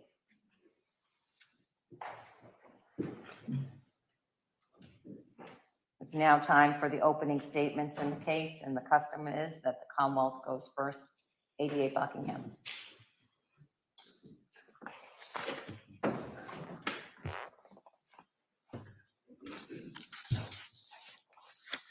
Good morning, ladies and gentlemen.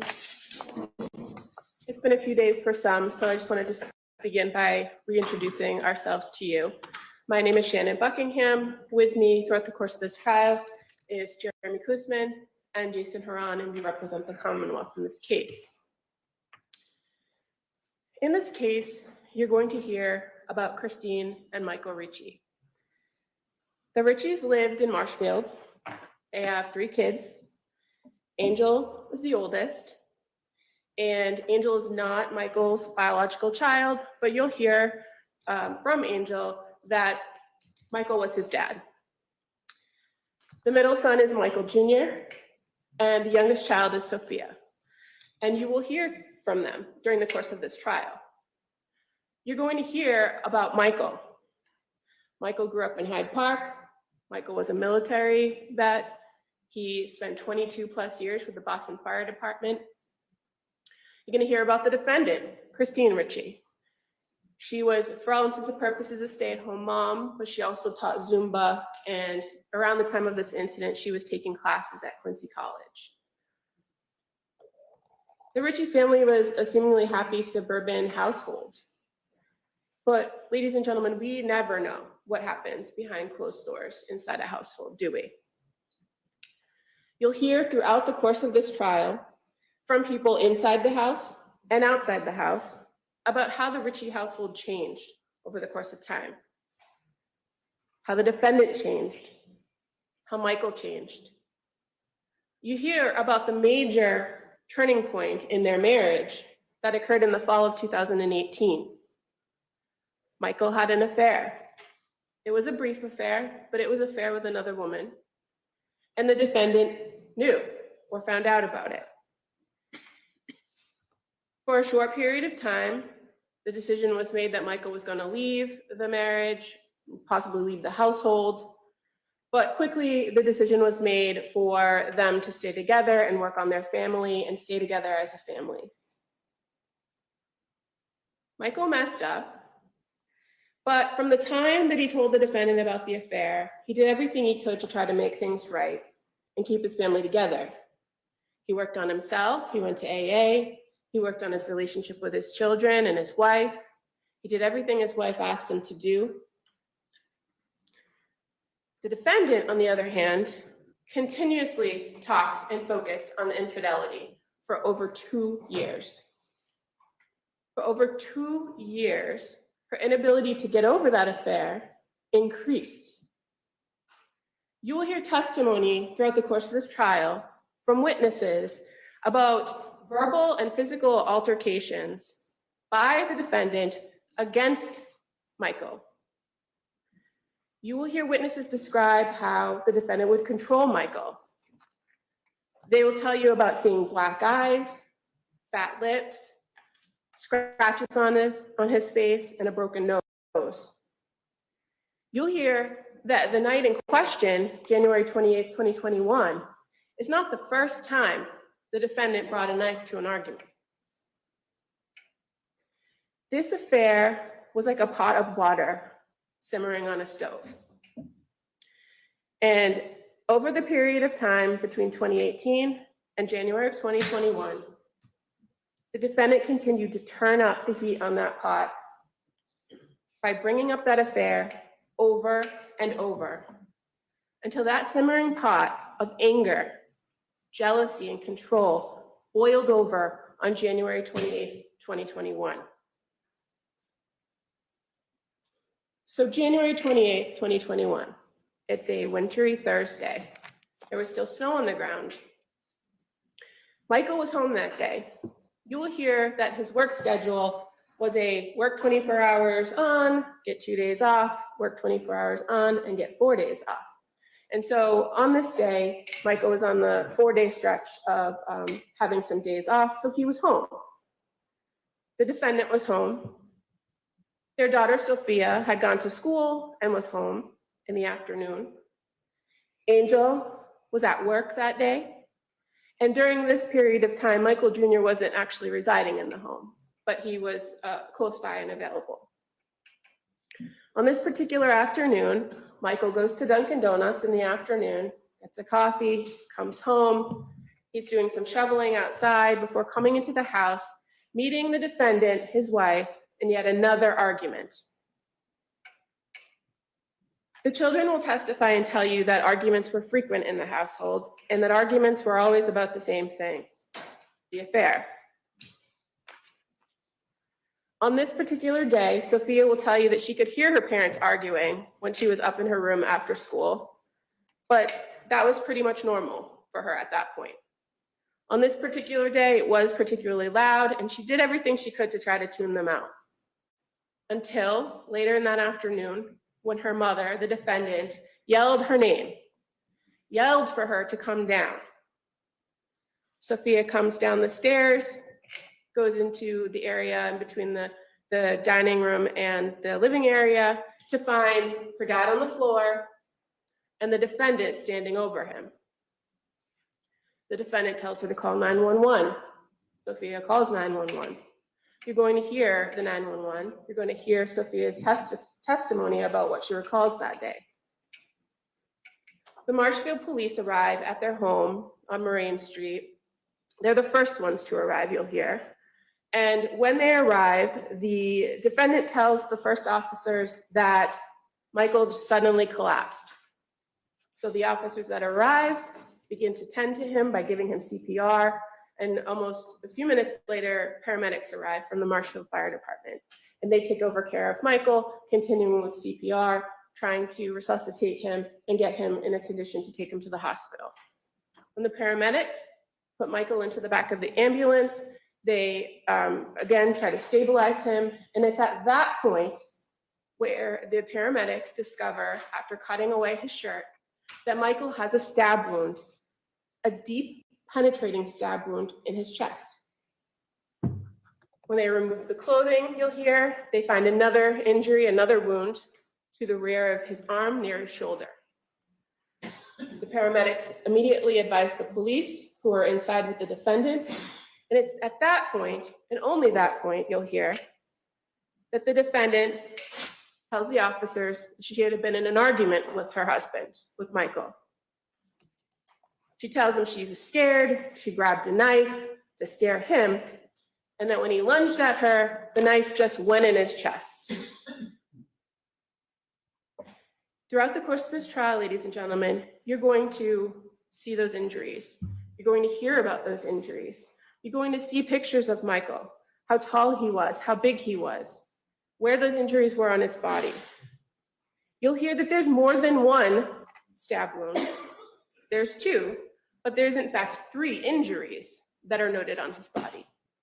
The stab wound to his chest, the wound to his shoulder or the back of his arm, and what will be described to you, I expect, as an injury along his back. You will see that there were 2 knives located in that house that day that had Michael's blood on the blade. The first was located on the floor by where his body lay, where he was laying when first responders first got to the scene, and one in a box on the dining room table with several other knives. You will see pictures of those knives. You will see pictures of the house and where those items were located when the police were at the house that particular night. You will hear from a medical examiner in this case more about that fatal chest wound and what the details of that wound, how deep it was, what kind of injury it caused, what damage it did to Michael's body, and what resulted in his death. We ask, ladies and gentlemen, that you listen carefully to the evidence and keep an open mind. And that's something you're going to hear us say, you'll hear the judge say, you'll hear everyone say it again and again throughout the course of this trial, but it is paramount in this type of a case that you listen carefully and keep an open mind. And that you not forget that you, as a group, bring to this case your common sense and life experience when you evaluate the evidence. And we ask that you do that as you continue to listen to the evidence in this case. And the evidence will tell you what happened in the Richie household that night on January 28th, 2021. At the end of this case, we will return and ask that you find the defendant guilty of murder and assault and battery with a dangerous weapon, because the evidence will prove to you beyond a reasonable doubt that she is in fact guilty of those crimes. Thank you. Next, we'll hear from the defense. Attorney Wood. Christine Ritchie never intended to kill Michael Ritchie on January 28, 2021, and the Commonwealth doesn't have any evidence to prove that she did. The argument that occurred that was just described to you, the confrontation that was just described to you, all of that information all happened during about a small 15-minute pocket between 4:30 and 4:45 on January 28th, 2021. And every answer to every question that we have about Christine's intent, Michael's intent, Michael's last actions and Christine's actions are contained and sealed in that 15-minute pocket. And ladies and gentlemen, that's probably why the Commonwealth is going to spend such a small amount of time talking about that 15-minute period, because they want to distract you.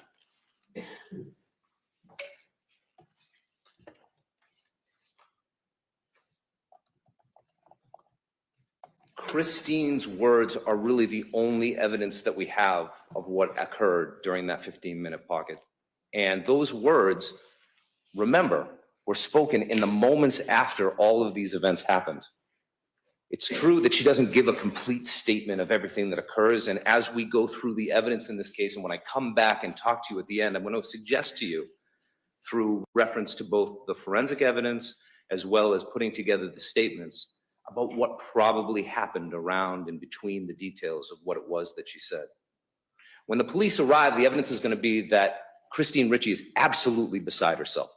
Absolutely beside herself. She is crying, she is heaving, she is hyperventilating. The first responders come to the scene and she can get almost nothing out. She says he collapsed, that comes out. The Commonwealth wants it to be the case that that means that she told some sort of misleading statement. The evidence is going to show that she gave an incomplete statement and that maybe she wasn't in a position where she even could give a complete statement. She was just too upset. After Michael Ricci's body is removed from the house out to the ambulance, there's going to be evidence from an officer by the name of Chris Martin, who's going to say that at that point they sat her in a chair and they asked her what happened. While the body is still out at the ambulance, while they're so-called discovering the stab wound that you just heard a moment ago. And the evidence is going to say that when she's confronted at that moment about what happened, she gives a little bit more detail, but she's still extremely upset.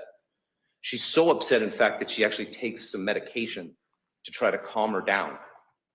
But as she begins to say the details of the case, she mentions the knife and she mentions the argument and the fact that it escalated. And that's going to be supported by the testimony of Sophia Richie, who heard that escalation of the argument into a screaming match. And it's true. She does say, I held the knife out. And then at another point, she does say, he lunged at me. And at another point mentions being attacked. And I'm going to suggest to you that the evidence will be that even when Christine said those words, that wasn't everything that happened. And at that point, the evidence will show she may not have had a complete memory of what had just fully occurred.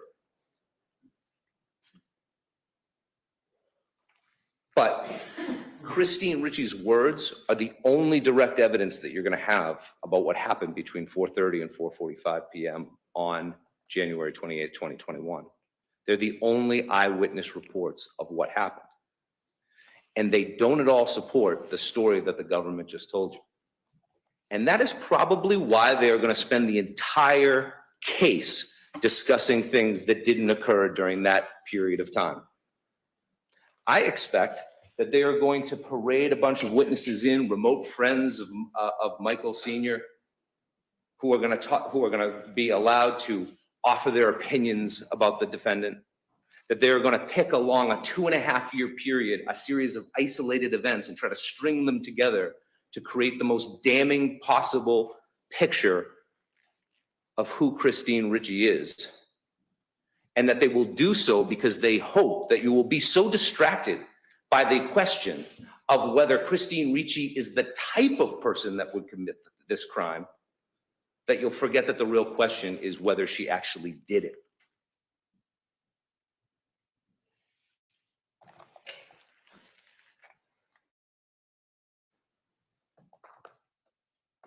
As I say, at the end of this case, we will hear forensic evidence. We will come back and we'll tell you a little bit more about what happened in January 28, 2021, in the absolutely critical 15-minute period.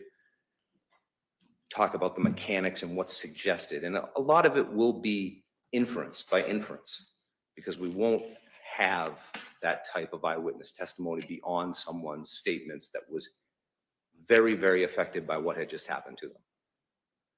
But what emerges from that is a very, very different picture altogether.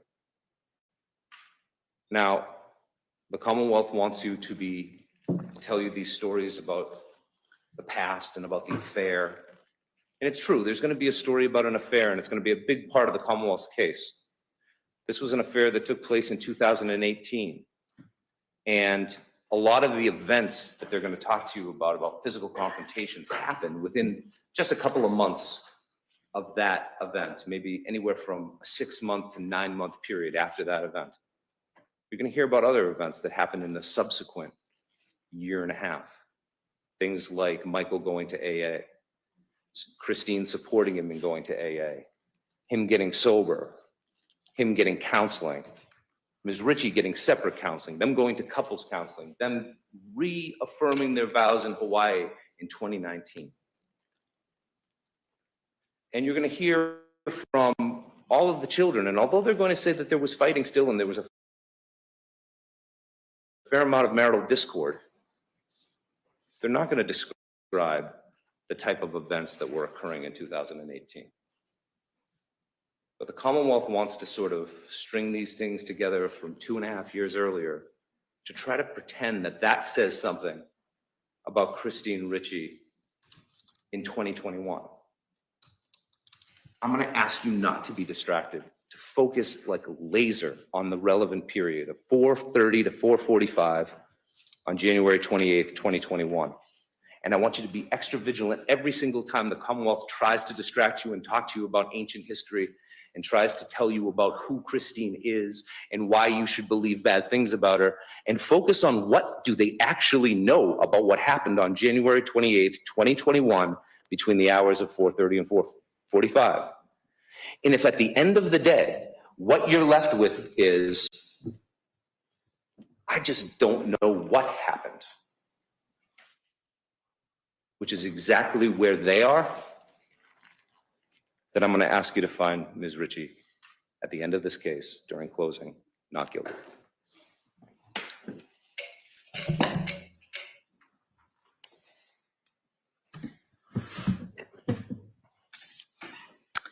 Thank you. I'll see counsel at the side of the bench.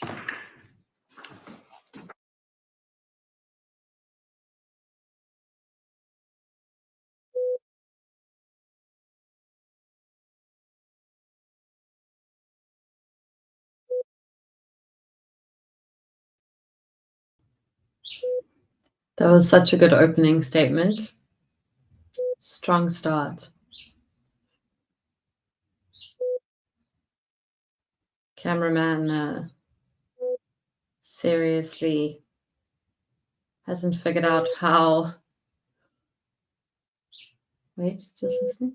He hasn't figured out how sensitive his tripod is.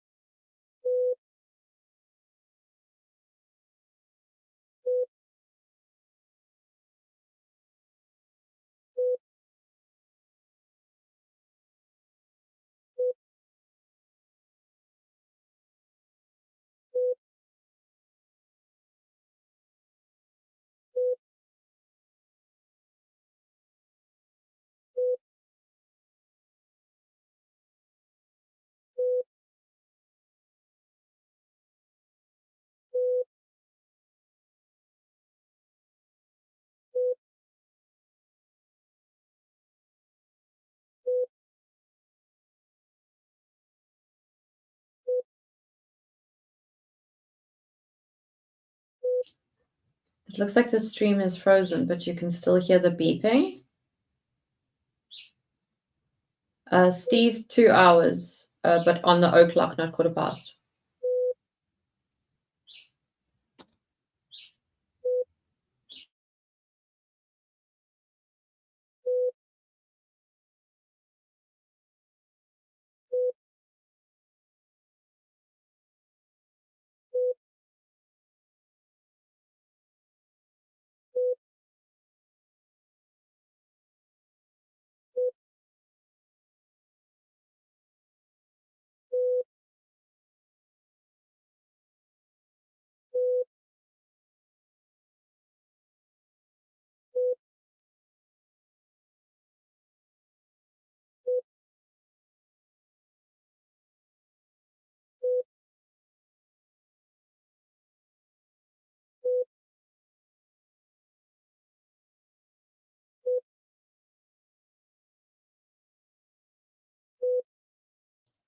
But I need to leave at 1:45, 10:02. So an hour 30.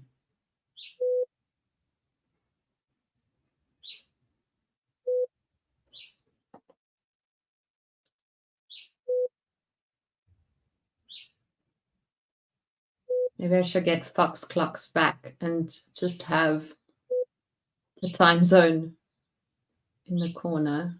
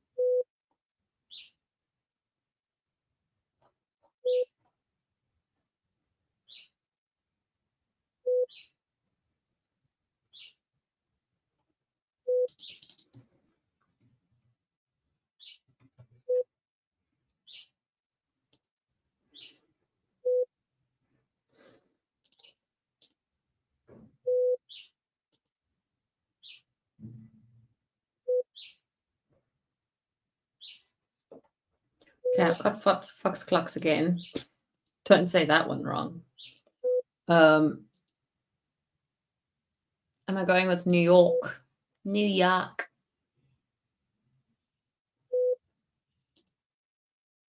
No.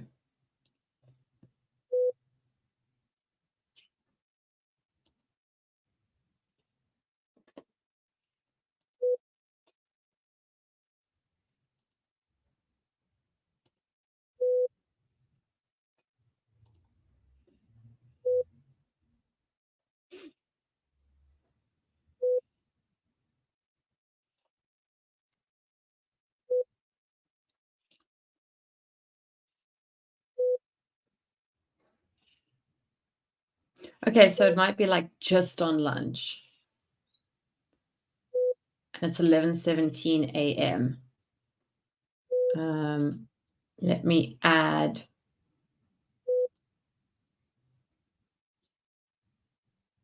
Eastern. No. Central.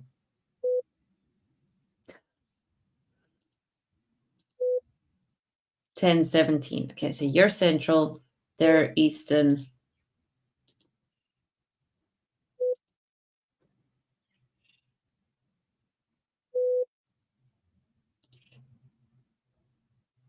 They're Eastern, you're Central. Okay. I've got it. So we're good.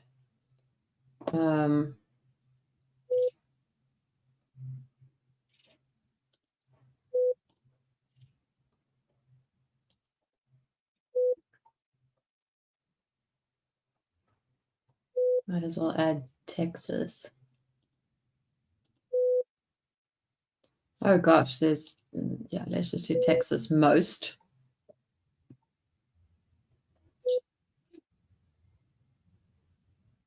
And Michigan.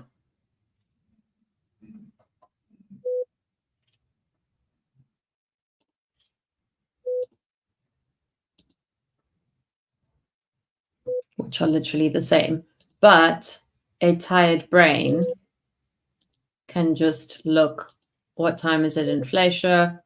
10:19. What time is it in Simpson? 11:19.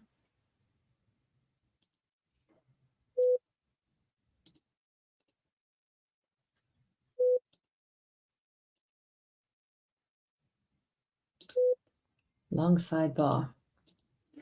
I'm just doing quick stretch and whatever while we're doing this. And then I need to get back to focusing. Focusing on dispatchers who did not do their job so good.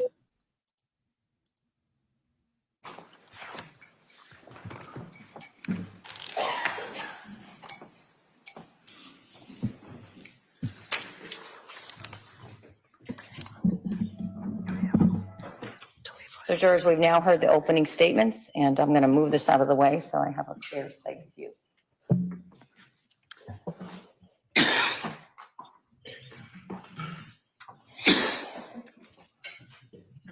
We're going to move to the evidence in the case. The Commonwealth may call its first witness. Thank you. The Commonwealth calls Sophia Ricci, please.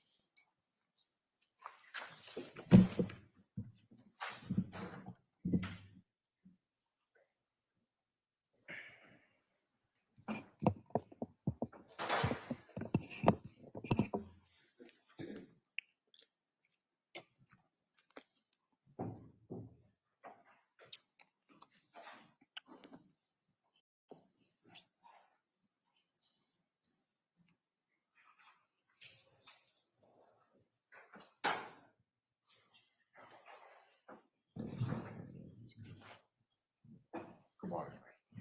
I want you to follow that officer right there.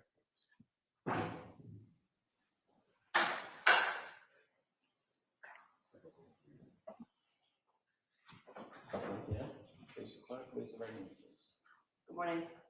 Do you solemnly swear that the testimony and the evidence that you shall give to the court and the jury in the matter now pending between the Commonwealth and the defendant, the bar, shall be the truth, the whole truth, and nothing but the truth, so help you God?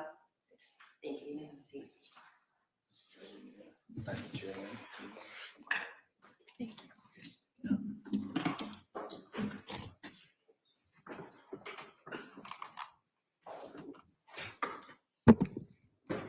You may proceed. Thank you, Your Honor. Good morning. In a loud, clear voice, can you please tell us your name and spell both your first name and your last name? Sophia Richie, SOPHIYARICCI. Thank you. And Sophia, what is your date of birth? 05/22/04. How old are you? I'm 20 years old. Okay. And where do you currently live? I live at my house, 679 Moraine Street. How long have you lived at that home? Since I was 3. And where did you live prior to that, if you know? Rosendale. And who do you currently live at that location with? My brother, Angel. And how old is Angel? Angel is 27. And do you work? Yes, I do. Could you tell us a little bit about what you do, Sophia? I work at a dog kennel. And so what kinds of responsibilities do you have there? So I basically take the dogs in, out, clean up their messes, clean up bowls, basically clean and hang out with dogs. And do you like your job? Oh, I love it. And were you a dog lover before starting that job? Yes. Okay. And do you have any pets of your own? Yes, I have 2 cats. Did you used to have any other animals? Yeah, I have 2 dogs. Okay. And do you work full time at the dog kennel? Part time. And do you do anything else besides that? No. And did you graduate high school? Yes. What high school did you graduate from? Ashland High School. And had you always gone to Ashland High School, or did you start high school somewhere else? I started high school in Marshfield. Okay. And you successfully graduated though, correct? Yes, I did. Okay. And did you start working at the kennel soon after you graduated? Yes. And where is that kennel? Marshfield. Okay.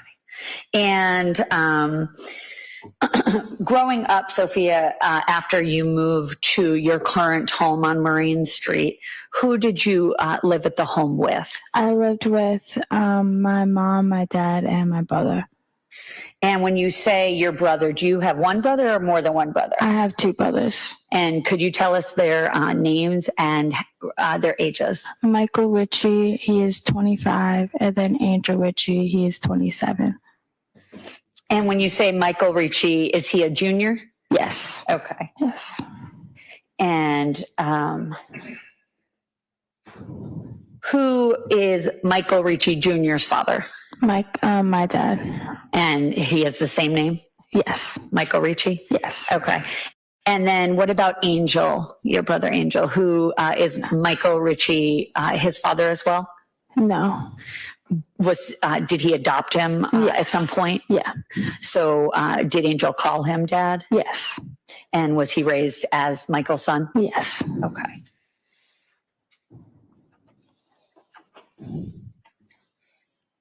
And did you grow up with both of your parents in your home on Marine Street? Yes. And what's your mom's name? Christine Richie. And do you see her here today? No. Do you want to stand up? Oh, yes, I do. Okay. Could you just point to her and tell me something she's wearing? She's wearing a pink blazer, I think. Okay. And glasses. May the record reflect the identification by the witness, Your Honor? The record will so reflect. Thank you. And what about your father? I think you just indicated his name, just for the record again, his name? Michael Ricci. And that was senior, correct? Yes. Okay. And with Her Honor's permission, may I approach the witness? You may. I'm just approaching you with a photograph. I'm just going to ask you to take a look at that photograph and tell me if you recognize what it is. Yes. Or who it is. My dad. Okay, make sure you speak loudly, okay? Yes, my father. Okay. And is this a pretty fair and accurate picture of what he looked like? Yes. I'd ask that this be marked as the first exhibit and published, please. Any objection? No objection. It'll be marked and admitted as Exhibit 1 and may be published. Thank you. Exhibit 1 so marked.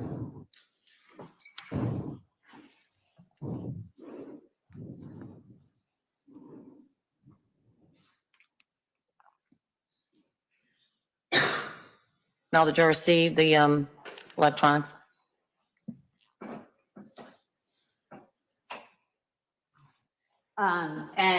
This is your father? Yes.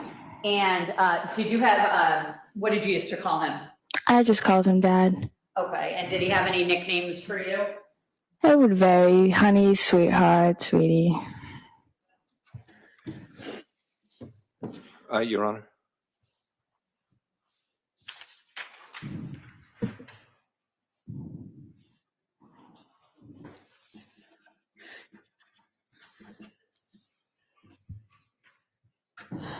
And do you know what your father did for work while you were growing up? Yes, he was a firefighter. Where was he a firefighter? Boston.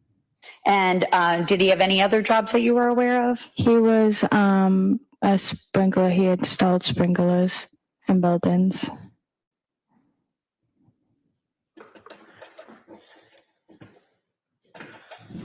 And what was your relationship like with your father growing up, Sophia? We were very close. What kinds of things did you guys used to do?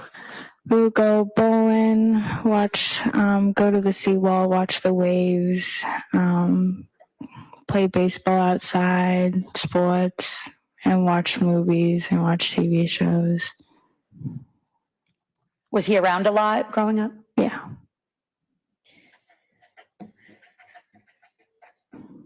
And based on your observations, did he have a fairly similar relationship with your brothers? Yeah. It was obviously different because I was the daughter, but he had a close relationship with my brothers too.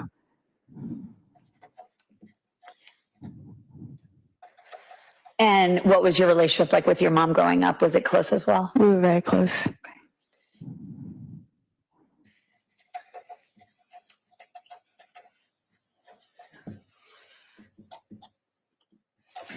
Sophia, I'm going to draw your attention back to a date of January 28th of 2021. Do you remember where you were during the daytime hours?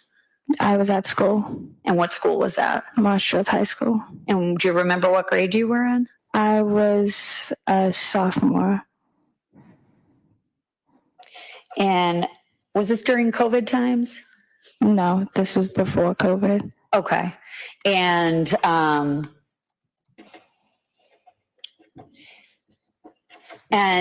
do you recall what hours you were at school? I do not recall what hours.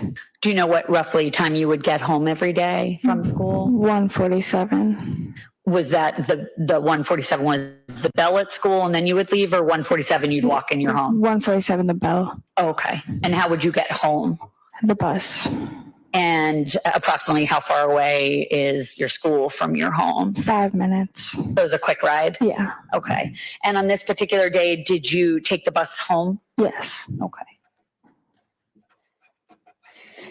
And before leaving for your school day, anything unusual in the home? No. Everything seemed pretty normal to you? Yeah. And when you got home, what did you do? I went up to my room. And can you describe your home? So if you walk through the front door, there's a fireplace. I call the fireplace room. And then when you walk up the stairs, there's my room. And then walk down a hallway, there's my brother's room, the bathroom, and my parents' room.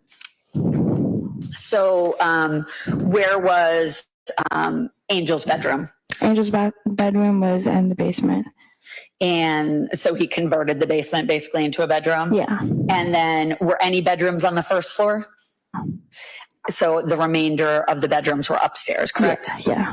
And where was your parents' bedroom in relationship to your bedroom? They were across from my room. So just right across the hallway? Yeah. And what about your brother, Mike? We'll call him Michael Jr. He was across too. Okay. Were there any other bedrooms upstairs? No. Okay. And when you got home, you indicated you went to your bedroom, is that right? Yes. Did you see anybody when you first came in? I do not remember. Okay. And do you know if anybody was home? I think my mom was home. And do you recall seeing her on the first floor when you walked in? I do not recall. Okay. Do you remember speaking to her at all before you went to your room? I do not remember. Okay. And may I approach the witness? You may. Thank you. I'm just going to ask you to take a look at a photograph and tell me if you recognize what it is. Yes, What do you recognize that to be? that's my house. And is that a fair and accurate depiction of how it appeared back in 2021? Yes. Okay, I'd ask that this be marked as the next exhibit and published as well, please. Any objection? It'll be marked and admitted as Exhibit 2 and may be published.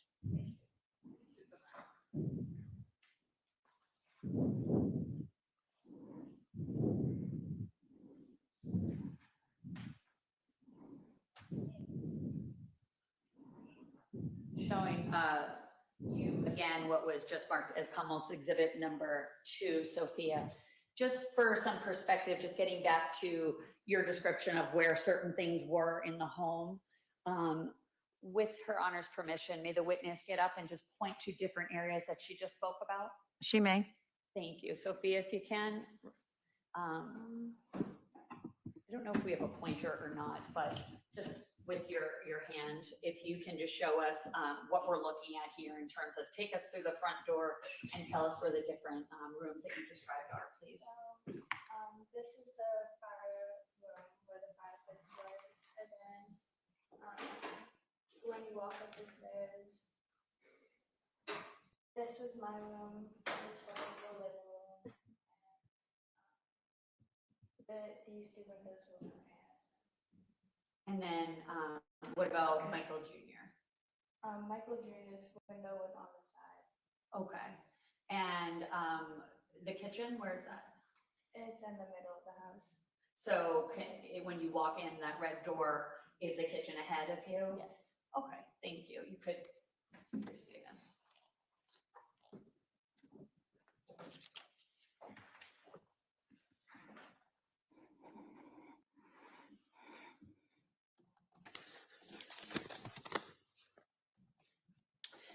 And so when you walked in the door, your first memory right now is that you went right to your bedroom. Is that right? Yes. Is that typically what you would do when you got home from school? Yes. And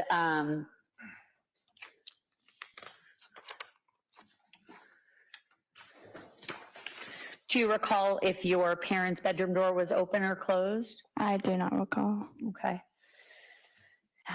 At some point, did you become aware that somebody else arrived home? I do not remember. At some point, did you hear voices? Yes. And where were those voices coming from? The living room.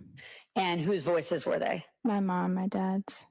And what tone of voice were you hearing from your mom? Can you repeat that? Sure. Well, I'll ask a different question. That wasn't a good one. I'm sorry. So you were upstairs and you could hear your parents downstairs. Is that right? Yes. And how loudly were they speaking? Not too loud. But loud enough to hear? Yeah, loud enough so I could hear from upstairs. Do you have a television in your bedroom? Yes, I do. And is it typically on when you go? Yes. So you had the television on this day, is it fair to say? Yes. And you heard them downstairs, right? Yes. And is it fair to say that their voices were elevated and that you heard them? Yes. Okay. And do you recall hearing yelling? Yes. And who did you hear yelling from? My mom. And did you hear any words she was saying? No. Was this alarming to you, or was this kind of your life? It wasn't alarming to me. Was not alarming, and why was that, Sophia? I was used to it. Okay. And was, when you say you were used to it, was that how things had been always, or had they turned into your new normal at some point? It turned into my new normal. It wasn't always. So when you were a little girl and up until you were maybe 14 or so, 15, were things not like that in the home? Yes. Okay.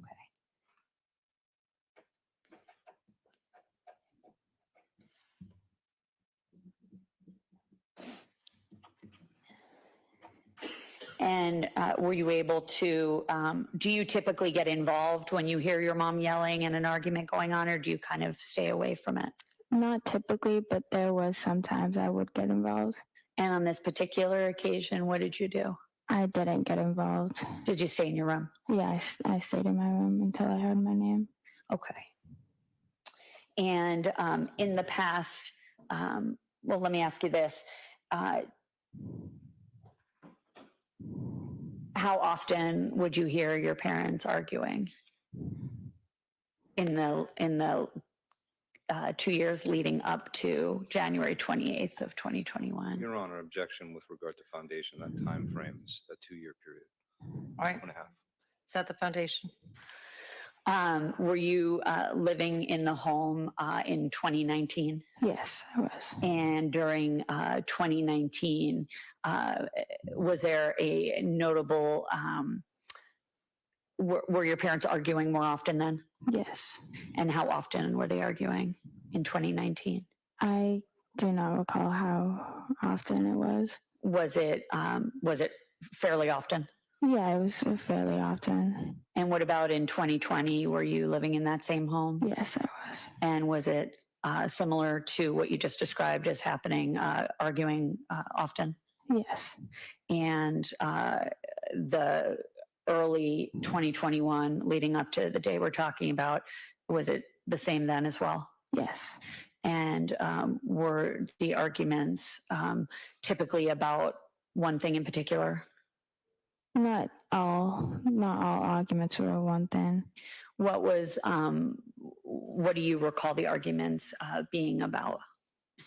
I don't recall all of the arguments, but I just remember them being different things. It wasn't just one thing.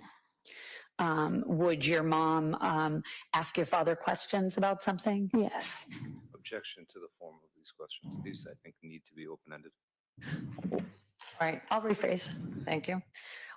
Sophia, what, if anything, would you hear your mom consistently asking your father about? I do not recall. Do you recall who, if anyone, would your mother bring up during the course of the arguments? I do not recall. May I have one moment, please, Your Honor? Yes.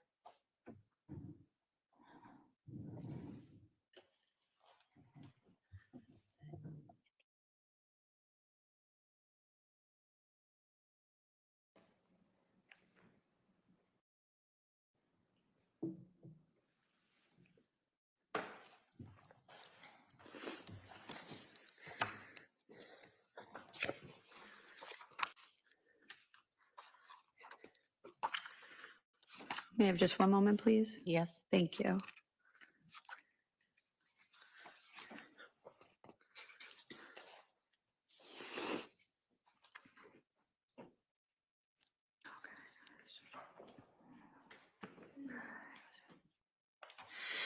Sophia, do you remember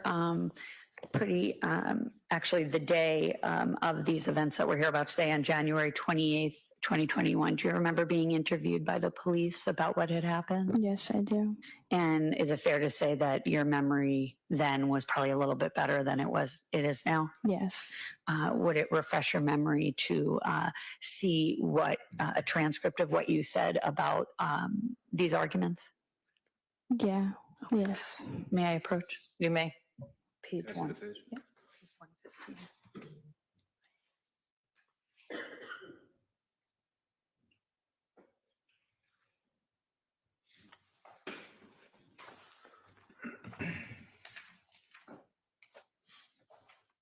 Sophia, I'm just going to ask you to take a look at a transcript of the interview you had with the Marshfield Police.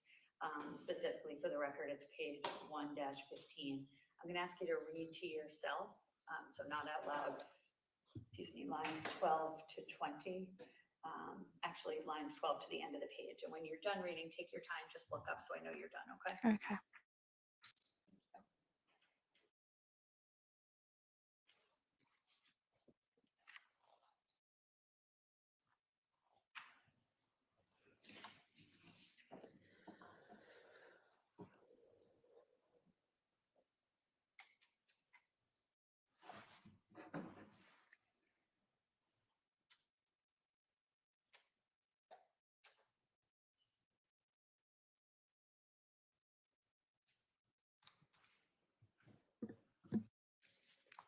Is your memory refreshed, as we say?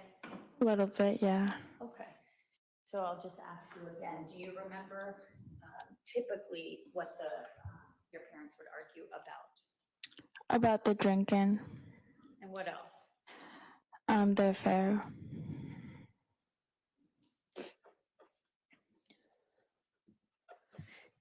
And the drinking, I'm just going to ask you a couple of questions about that. Do you recall how often your father would drink? Every day. And what he would drink? Beers. And is it fair to say he would not be drinking, as far as you know, while he was a firefighter, right? Yeah. When he would come home, would he have a few? Yes. Okay.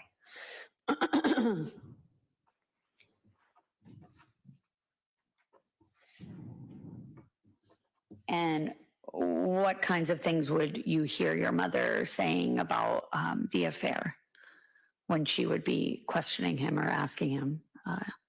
I don't remember what she would ask about. I just remember like what it was about, but I don't remember what she would ask. Okay.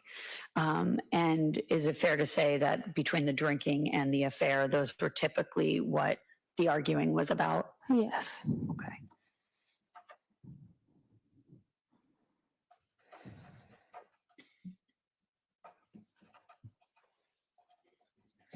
And other than I don't want to categorize it as yelling, but other than the loud voices you heard on the date of January 28th, 2021, what, if any, other sounds did you hear downstairs? I heard movement and banging. Movement and what? Banging. Banging? Yes. Okay.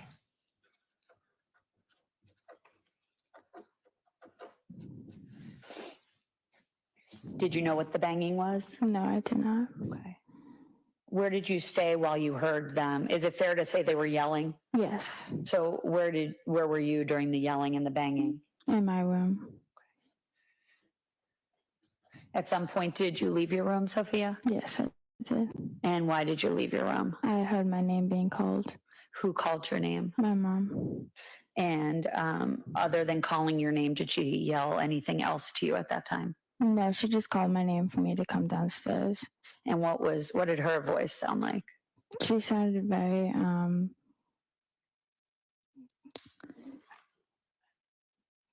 panicked. Okay. And did you do as you were told and come downstairs? Yes, I did. And when you came downstairs, could you describe what you saw? My dad was laying down on the floor. Okay. And when you say he was laying down on the floor, could you describe where he was when you saw him? Where he was, or where on the where in the home he was on the floor? He was in the living room near the dining room table. And was he laying down on his back or on his front? His back. And what, if anything else, did you observe about him as he lay there? I don't recall.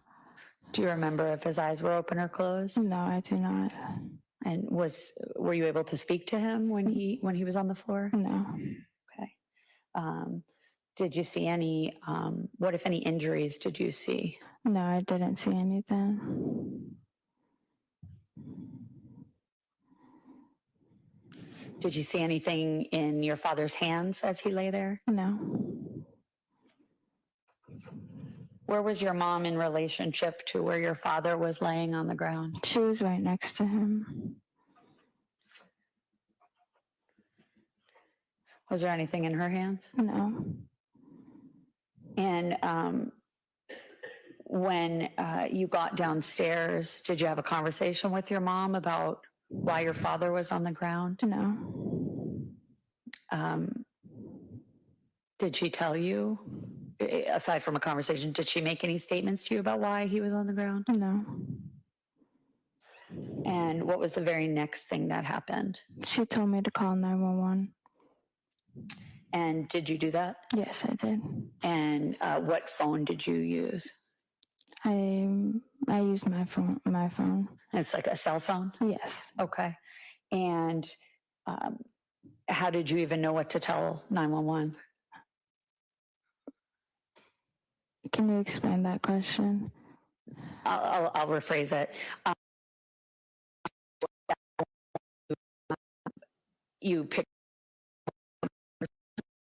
Did you have to go find it? I walked down with it. Okay. And with Her Honor's permission,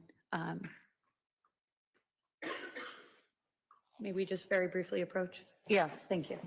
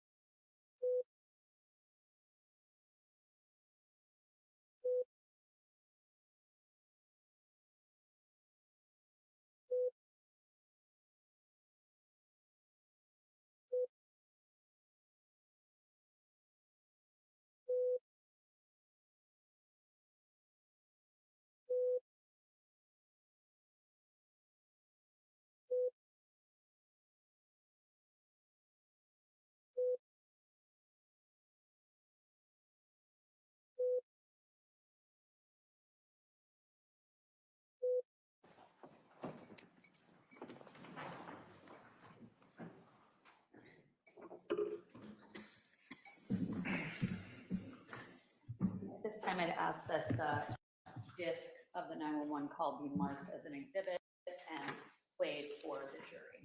Any objection to that? No, Your Honor. Be marked and admitted as Exhibit 3.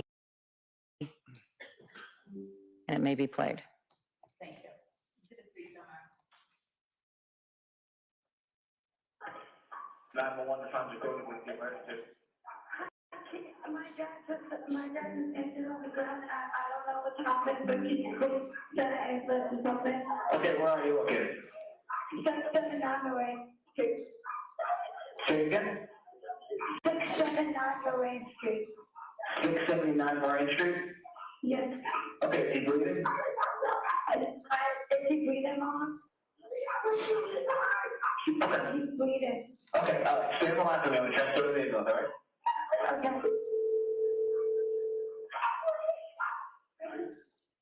Fire rescue, where's your emergency? My dad is on the floor and he's breathing and he's picking up. And can you just please get the ambulance? What's your address? 679 Lorraine Street. 679 Lorraine Street. How old are you? 16. Okay, how old is your dad? My dad is 50. 50. You said he fell? Yeah, he's on the ground unconscious right now. Is he breathing? I don't know if he's breathing, but can you just please send an ambulance? Okay, stay on the line. I'm going to get them started your way, okay? Okay, he's breathing, but can you just please come here?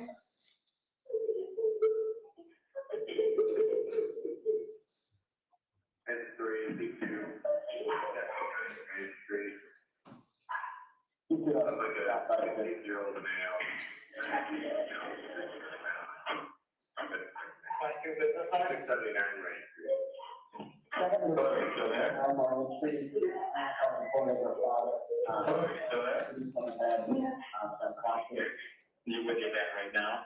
Yeah, my mom called in. Did he fall or did he just pass out all of a sudden? I don't know, I'm just getting done with the little makeup off. Okay, and he's not alert, he's not talking? No, he's completely out. Okay, and he's not breathing normally? No.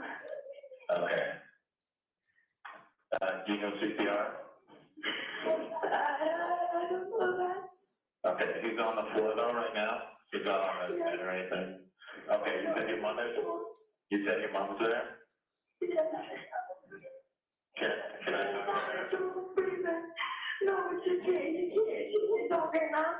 Okay, because they're on the way, but I can give you instructions for CPR to help them, okay?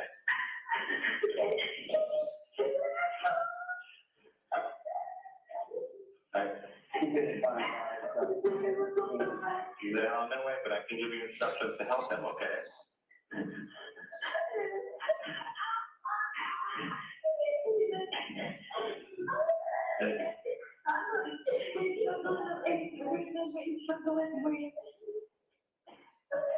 Martha Black on dispatching, engine 3, at 679 Ryan Street, on medical, so under 15.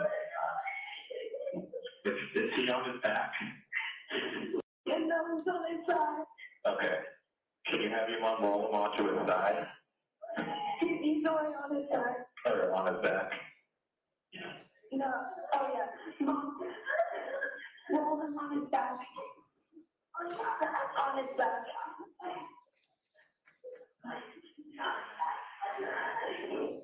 Is he on his back now? Yeah, he's on his back. Your mom, they're on their way. I'm gonna give you instructions to start CPR, okay?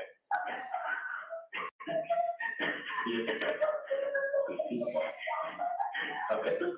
Are you with me? Yes, and my mom's trying to get her phone. Where'd your mom go? My mom said to get her phone. Are you with your mom right now? No, she's downstairs, but my dad has a lot of issues. And I don't know what happened, but all I know was screaming. I can't Okay, what are you upstairs getting for your mom right now? My mom said to get her phone. Her phone, okay. When you get back down there, is there a way I can talk to her? I don't know, she didn't give me. Dispatching engine 3 paramedic to 679 Main Street, medical, so 1545.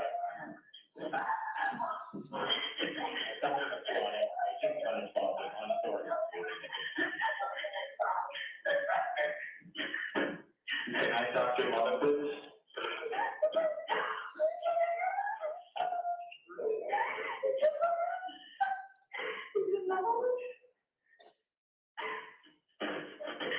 Can I talk? Hello? The police in there? Yes. Okay, I'm gonna let you go and talk to them, okay? You're welcome.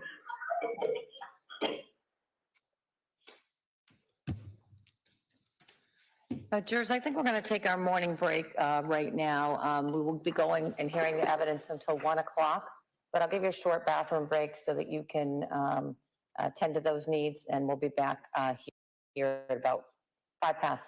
All right, so keep it as efficient as you can. Go to our rise for the jurors, let's place your notebooks in the chair. Exit this way.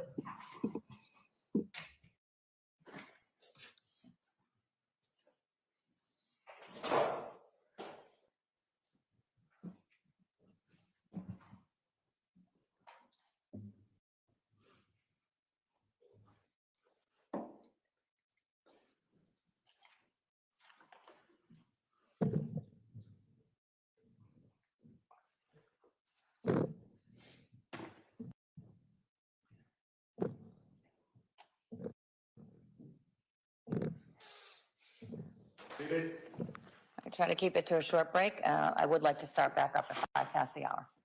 Thank you. All right.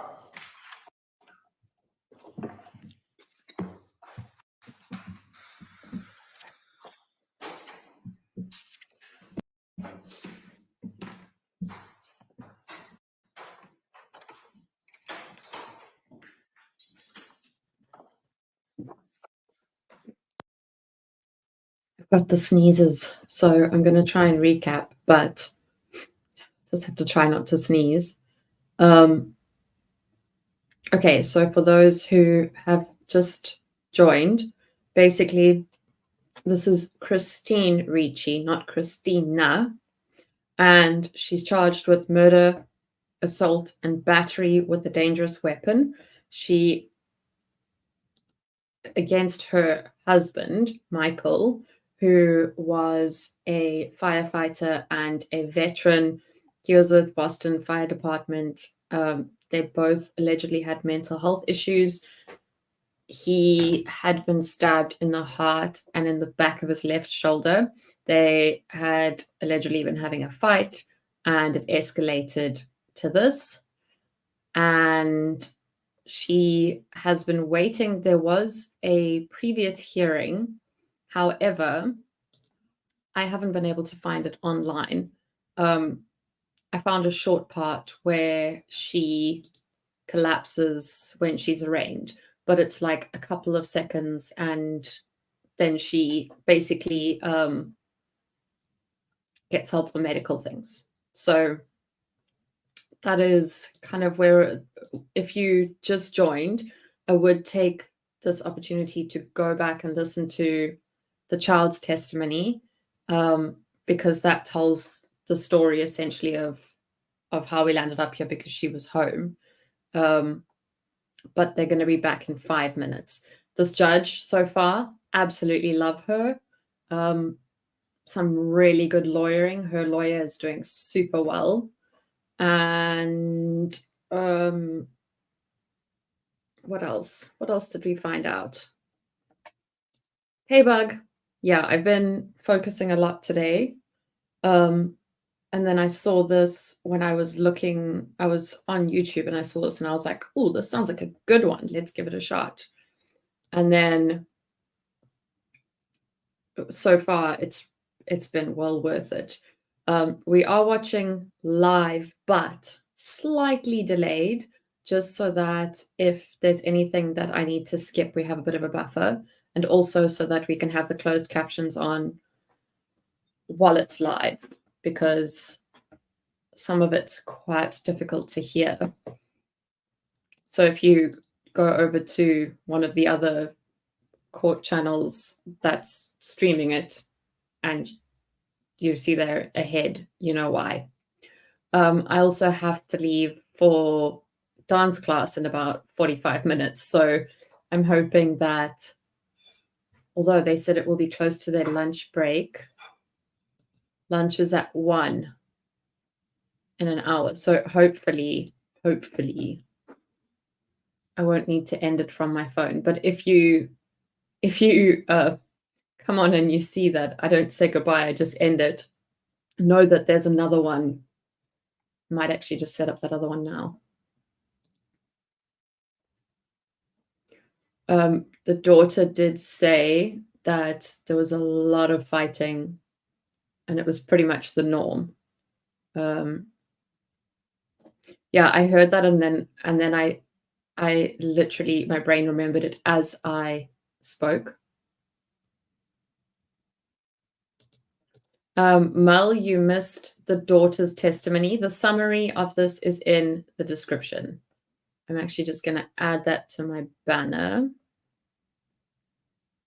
Let me change this one, actually.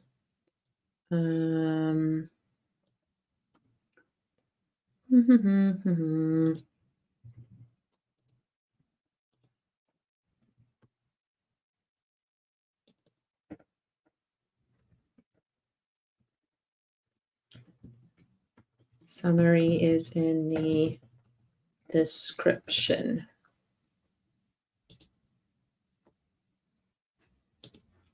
So far, it's been a good one. I hope they're going to go easy on her in cross, because she really held it together so super well. And the call tipped her over the edge, and that's kind of why we're on a break now. Also, I'm not wearing makeup. My hair's tied up in a messy bun, not in a very good way, because today was one of those days where I put normal clothes on and the rest was just like, whatever. Just wanted to get work done.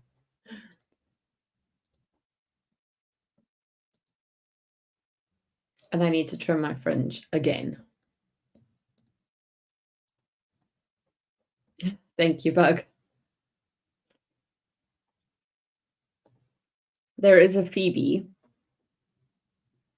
You just can't see that well. Let me quickly adjust the light and see if I can get it to shine on her.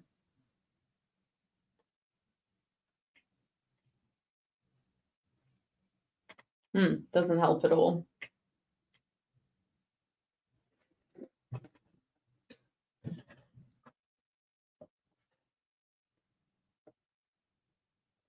So you should be able to see, if I do this, you can see her.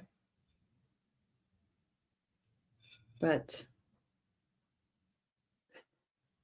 she looks so cute. But it's shining a bit dark there.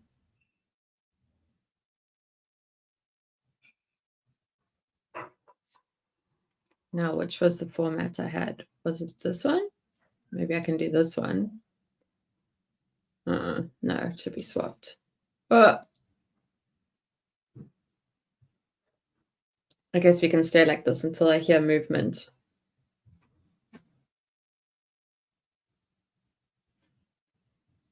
Yeah, that's exactly why I switched. I can see the camera moving, but there's no sound yet. We did have a hot mic, and they were talking about food. So you're making me dizzy. Oh, Bug, if you think this is going to give you dizziness, this cameraman is like...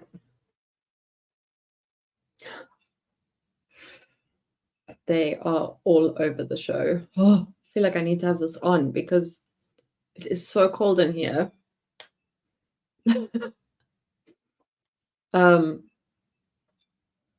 Let me see if I can show you quickly while we wait. They're late. They need to be back. Just waiting for it to load. Actually, no, I'm not going to show you on there now because the last time I did that, it really annoyed the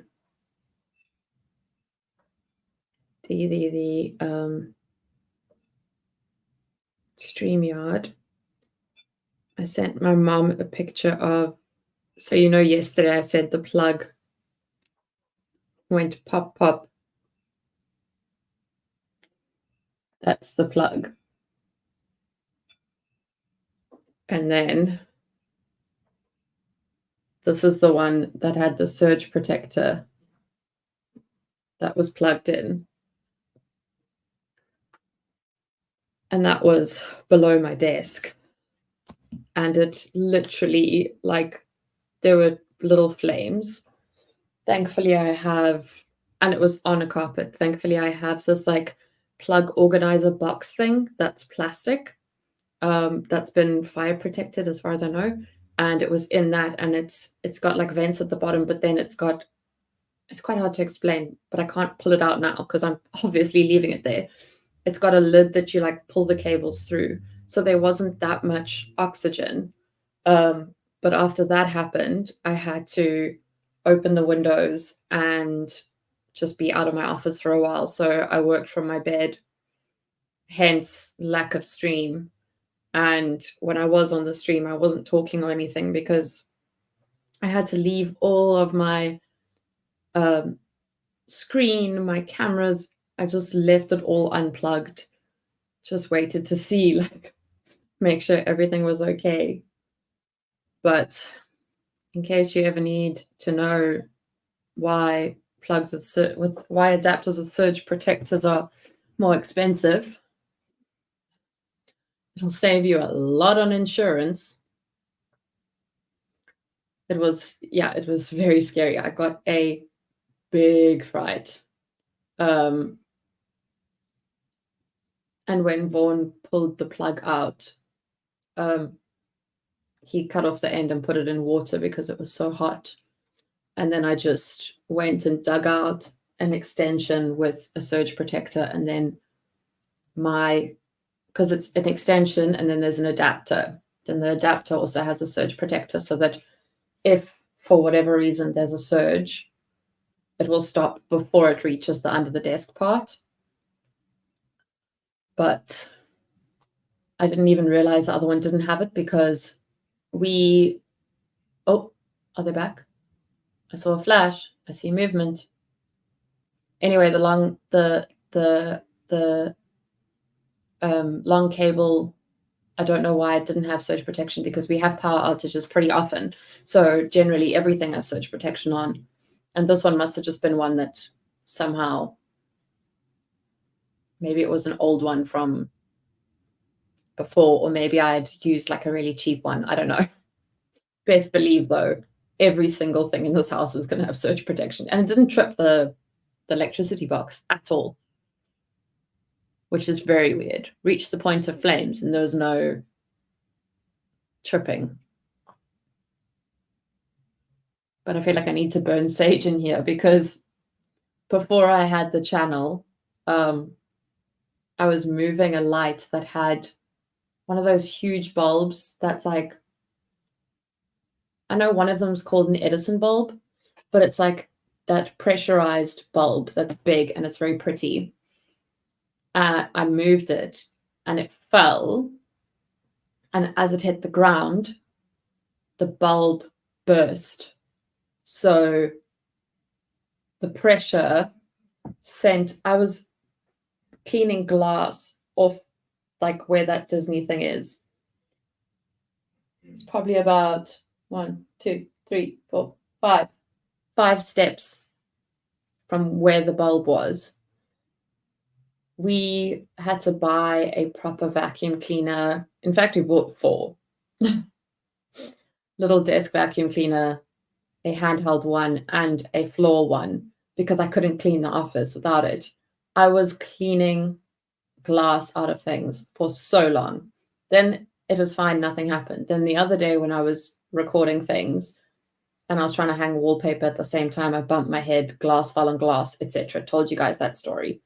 And then now this plug went pop pop.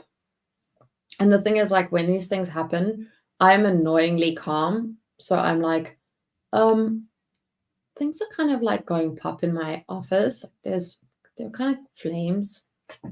Just like message my boss, like, hi, a plug short circuited, so I might not be back for a little bit. Meanwhile, internally, I'm like, oh my, so many words. I'll say just dead. I don't know if that's a good sign or a bad sign.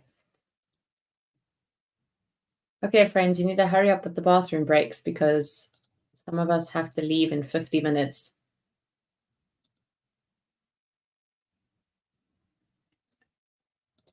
Breakers.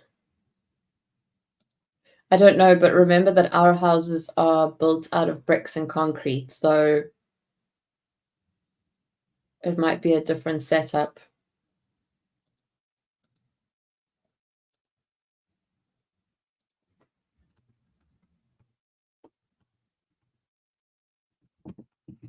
Your Honor, we are returning to the matter of Commonwealth versus Christine Ricci. All parties are present in the courtroom.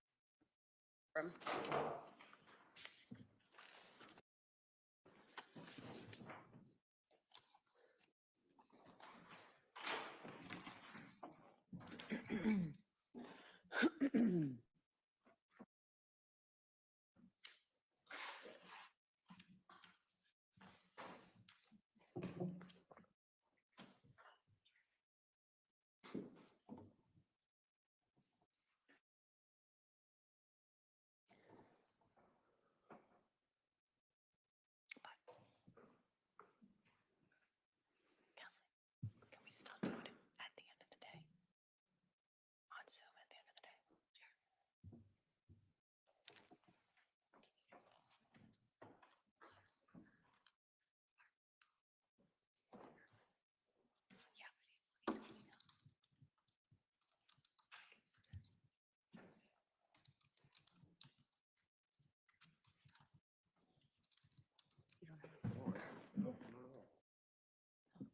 I don't have a standing in that question.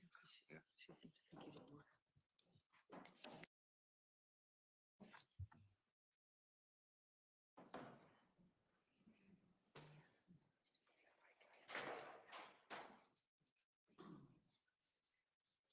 Court are advised to re-enter.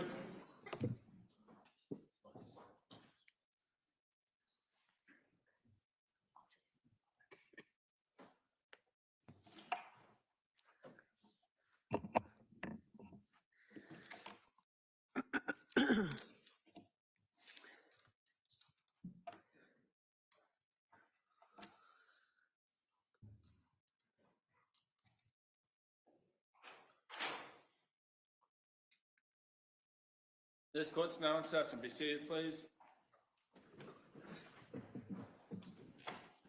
You may proceed. Thank you. Hi, Sophia. I apologize that you had to hear the 911 call. I'm just going to ask you a couple of questions about it, if that's okay. Okay. With regard to that call, there was a point in time where you were saying things to the 911 operator, and I'm just trying to find out if you recall if you were saying he was bleeding or breathing. Do you know? Breathing. Breathing? Okay. Did you see any blood on your father? No, I did not. Okay. Did you see any blood on your mother? No, I did not. And I know you indicated you didn't see any injuries on your father. What, if any, injuries did you see on your mother? Anything? No, I did not see any injuries.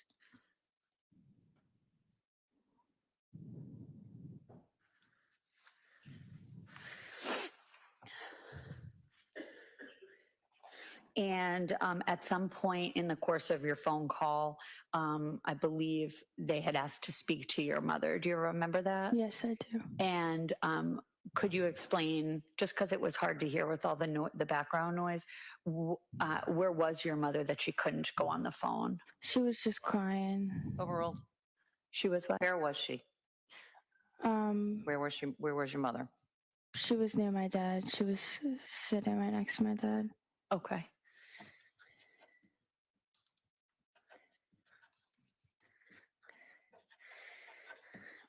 And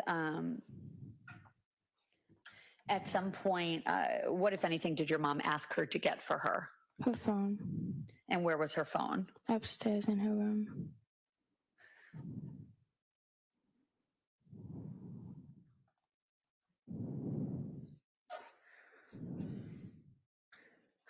And did you go upstairs and get her phone? Yes, I did.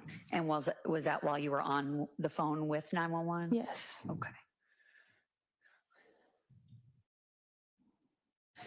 And with regard to the argument that you were hearing before your mom had you come downstairs, what, if anything, was different about that argument compared to other arguments? Did it seem different to you? No, I did not.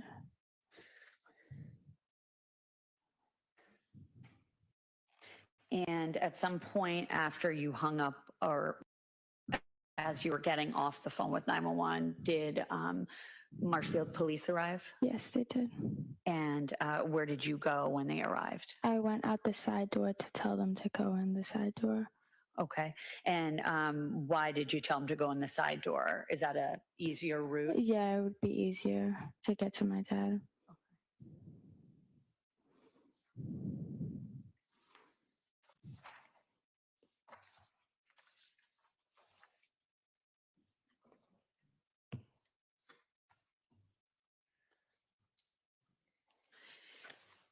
And did anyone go outside with you?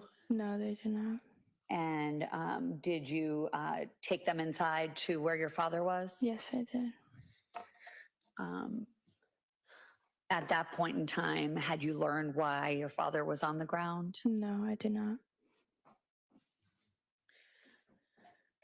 And once the police came inside the home, what happened next?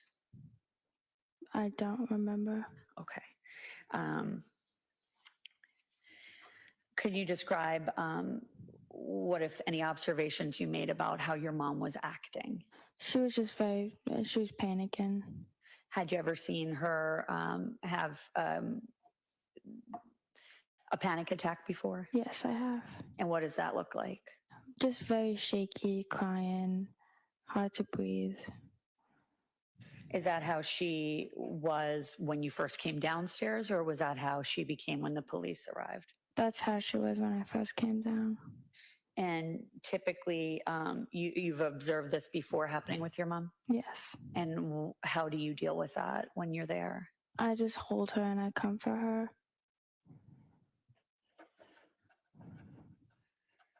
And what, if anything, did you do to help her when the police were there with regard to her panic attack?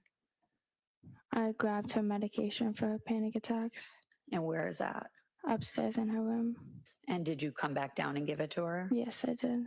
And how soon after you gave her, is it a pill? Yes. How soon after did she calm down a bit?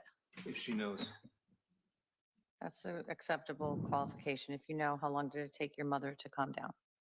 I don't remember how long I was outside after I gave her the medication. So, okay, you gave her the medication and then you went outside? Yes. Okay. And sometime after you gave her the medication, did she calm down? Yes. So was she calmer when the police arrived? Well, actually, let me ask you this. In terms of timing, when did you give her the medication in relationship to when the police got there? I gave her the medication when the police got there. Okay.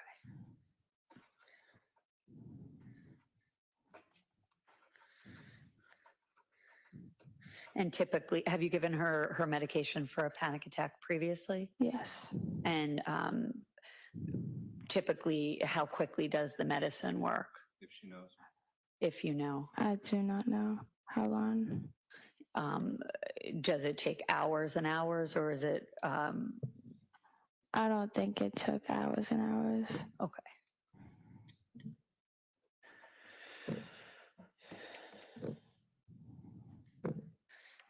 And once the police got there, did you speak to them briefly? Yes, I did.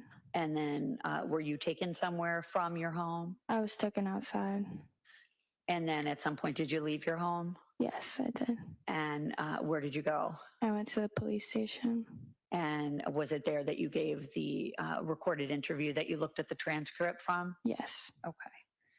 And at some point, did you go to the hospital? Yes. And that's where your father was? Yes. And who was there?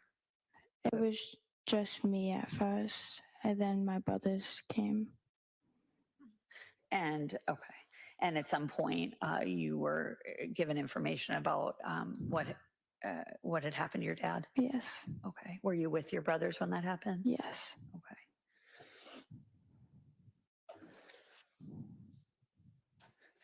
And drawing your attention to before you learned about your father's affair, were things different in your family back then? Yes. And in terms of your childhood, Sophia, can you describe what your parents' relationship was like when you were growing up before you learned about the affair? There was no fighting. They were very close. They loved each other a lot. Did they show a lot of love for you and your brothers? Yes, they did. Both of them? Yeah, they always showed love. And did you guys do family vacations? Yes, we did. Family dinners? Yes. And then after the summer of 2018, is that when things changed? Yes. And how did you learn about the affair? They sat us down and told us.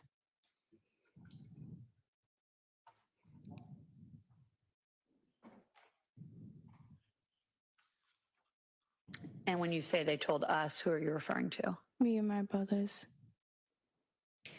And after that conversation, did you see some changes in your mom's kind of behaviors? Yes.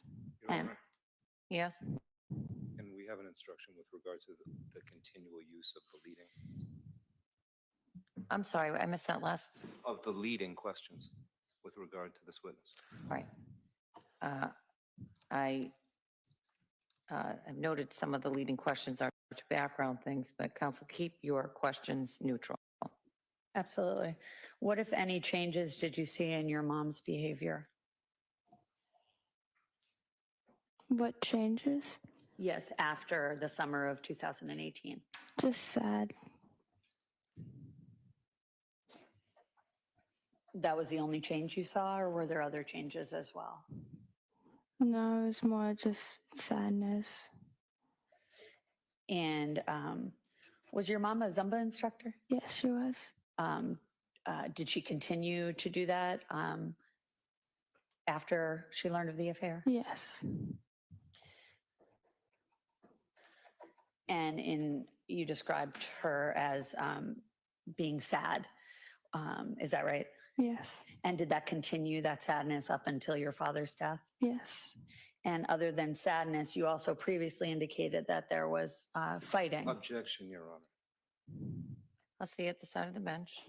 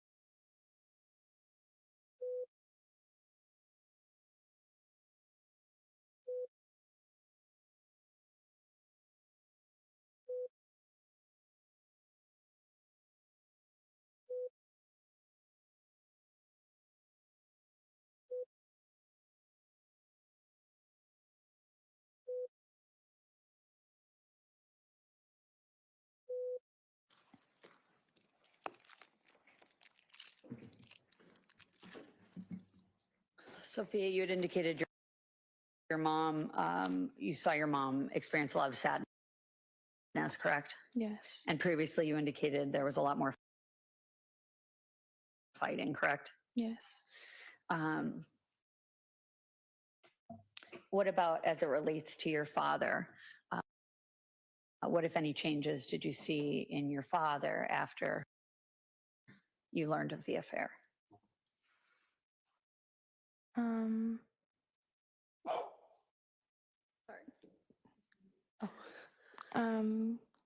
He just acted a lot more aggravated, just frustrated. And when you say aggravated and frustrated, at what times would you see that kind of come out? Was there particular occasions? Sometimes during the fight and sometimes just daily life stuff. And what, if any, changes did you see with his drinking? He stopped drinking.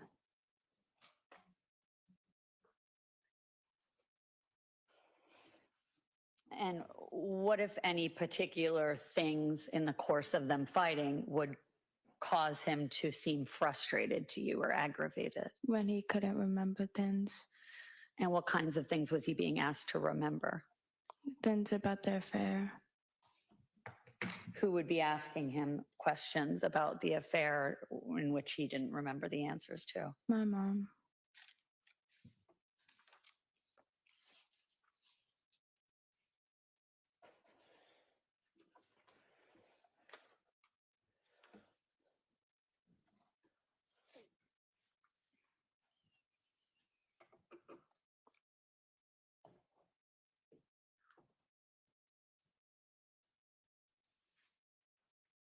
You have one moment, please. Yes. Thank you.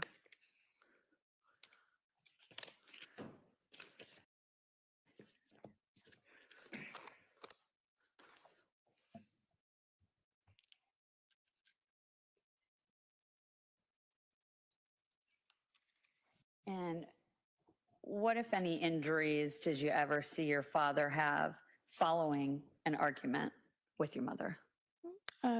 Bruise on his face. Do you remember when that was? No, I do not. Were you home, though, when they were arguing? I don't recall if I was home or not. But you recall the bruise? Yes. Do you remember where it was? It was on, I think it was near his lip on his cheek.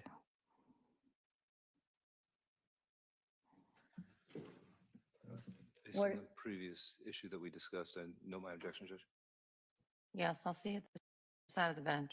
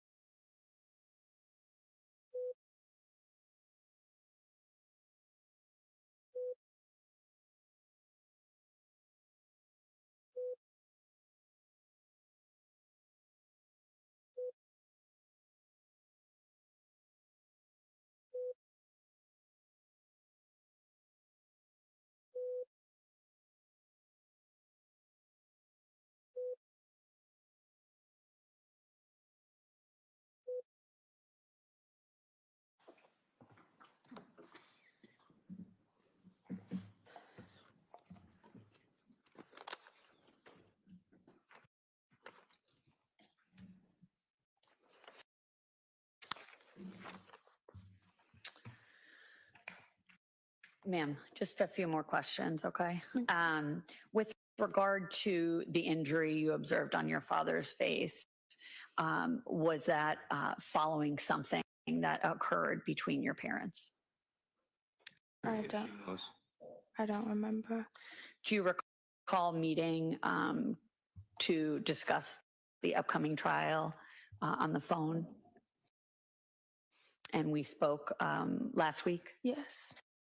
And do you recall telling us that? Objection, Your Honor. Overruled. Do you recall telling us that you saw an injury when we asked you about any injuries on either of your parents, that you recall after an argument seeing an injury on your father's face? Yes. And in terms of time frame of that injury, do you remember when it was that you made the observations of the injury on your father's face in relationship to his death?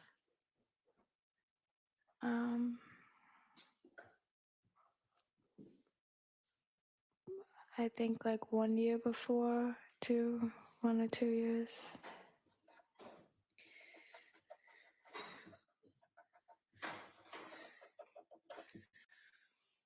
What, if any, injuries did you ever see on your mother following arguments with your father? No injuries.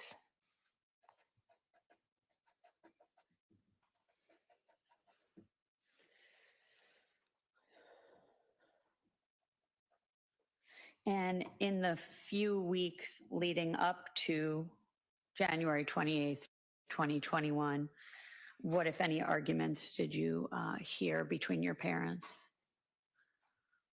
I don't remember.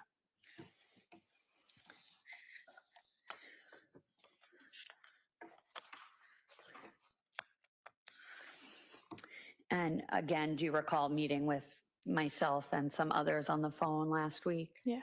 And do you recall telling us that it was in the few weeks leading up to January 28th that you still were hearing? Objection, Your Honor. I'll see you at the side of the bench.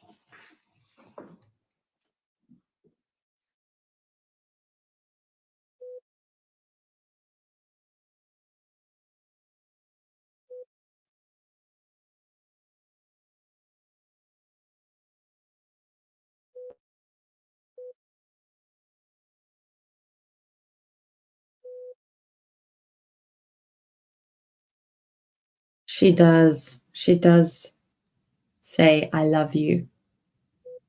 But I went back to screen record, zoomed in, and now I don't know if I went too far back or too far forward.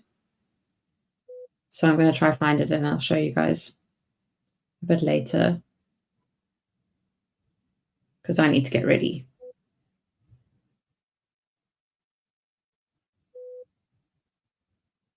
And I'm like watching her mouth so closely.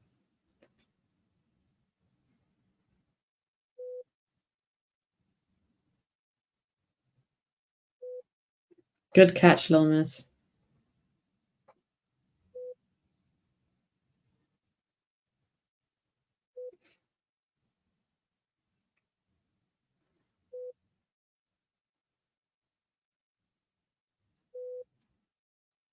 Because for a long time she's going.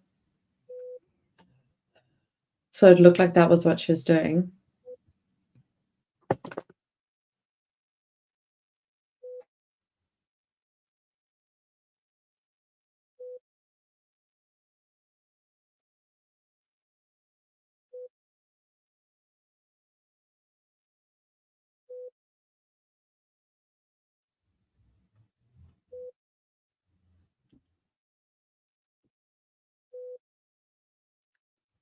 Come on, where is it? Sophia, just getting back to my last line of questioning, did you tell me something different with regard to the weeks leading up to the day your dad died? I'm sorry, what was the question again? As it relates to arguing between your parents, what, if anything, did you tell me during our phone meeting last week regarding the weeks leading up to your dad's death? The weeks leading up to were on and off with the fighting. And what were the fights about? The same things that you previously told us about? Yeah.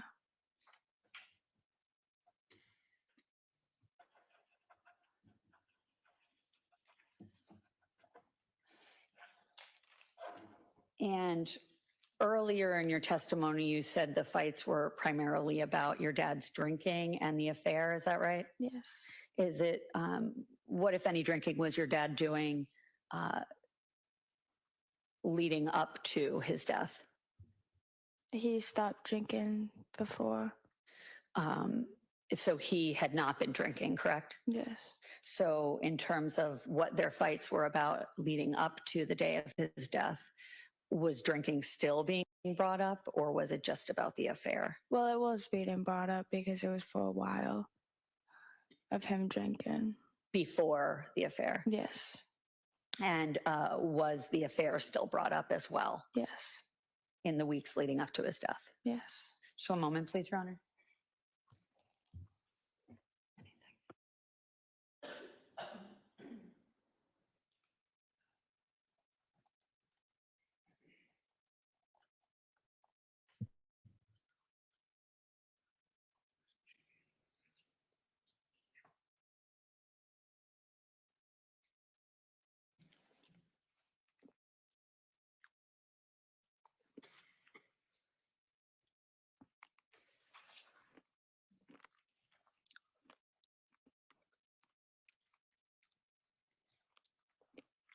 Just a couple more brief questions, Sophia.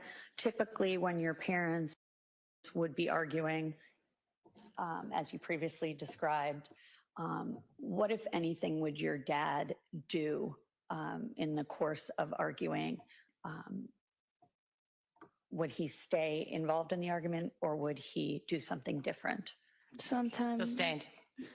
What, if anything, would your father do during the course of the arguing? Sometimes he would. That one I'll let her have. We still have the foundational question of her knowledge, Your Honor. Overruled. What, if anything, would you see your dad do? Sometimes he would stay. Sometimes he would walk outside. And what would he do? Go outside if you saw? He would just sit there. Nothing further. Thank you. Cross-examination.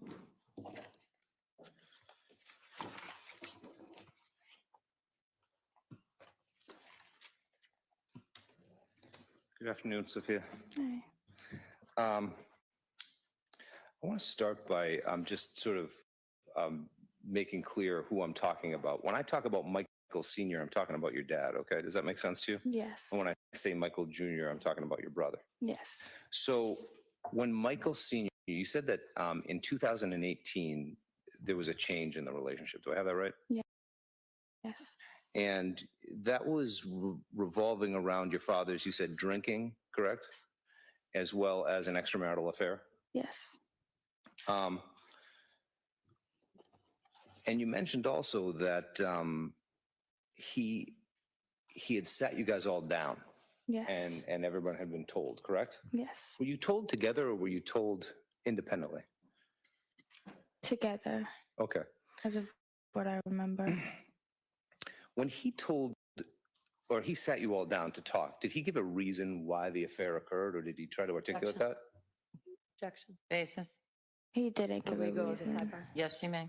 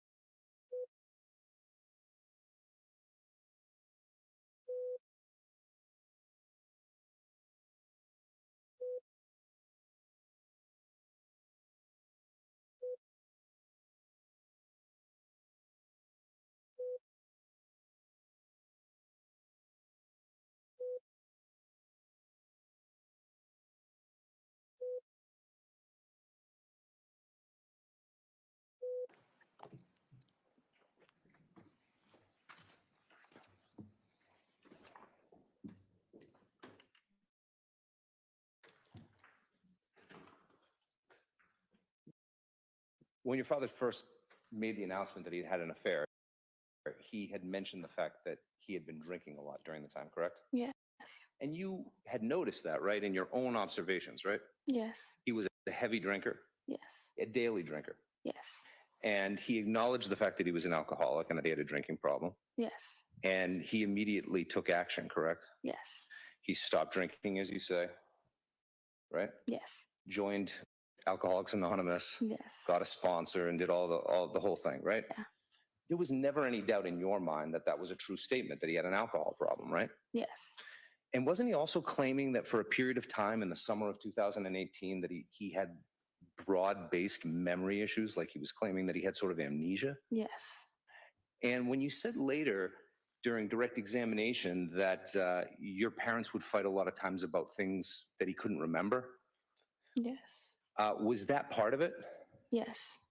And wasn't he claiming that, like, for a huge long stretch of time, he just had no memory whatsoever? Yes. And this caused everybody in the family, like, a lot of concern, didn't it? Definitely. Like, they thought it might be a neurological issue, Yeah. correct? And it might be something else, for example. Yes. And he himself seemed and was acting as if he was concerned, correct, about his lack of memory and the fact that he would have these memory issues, right? Yes. And do you remember that sometimes when they would have fights, he would leave and go have a cigarette and then come back and say that he couldn't remember what they were arguing about? Yes. And he would claim to have these broad-based, long periods where he had no memory at all. Is that true? Yes, it is. And so initially, upon making this announcement that he had had an affair, was it also as part of that discussion that he was going to stay at home? He'd already made that decision? Yeah. And that he was going to try to work on himself, correct? Yes. And that they were going to try to figure it out, meaning both your parents. Yes. And part of what figuring it out meant was trying to figure out what was going on with your dad's memory and sort of what caused all this. Yeah. And wasn't that immediately your mother's sort of concern, right? Yes. She started going to Al-Anon, correct? Yes. And he started going to AA. Yes. And she would even go to AA meetings with him sometimes when he needed support, correct? Yes. And they would read together the AA books and things like this. Yeah. And at the same time, your mother ended up going back to Quincy College, didn't she, to start studying addiction and mental health issues? Yes, she did. Did you have any question in your mind that your mother wasn't sincerely trying to support your father during that time? I had no question. Okay.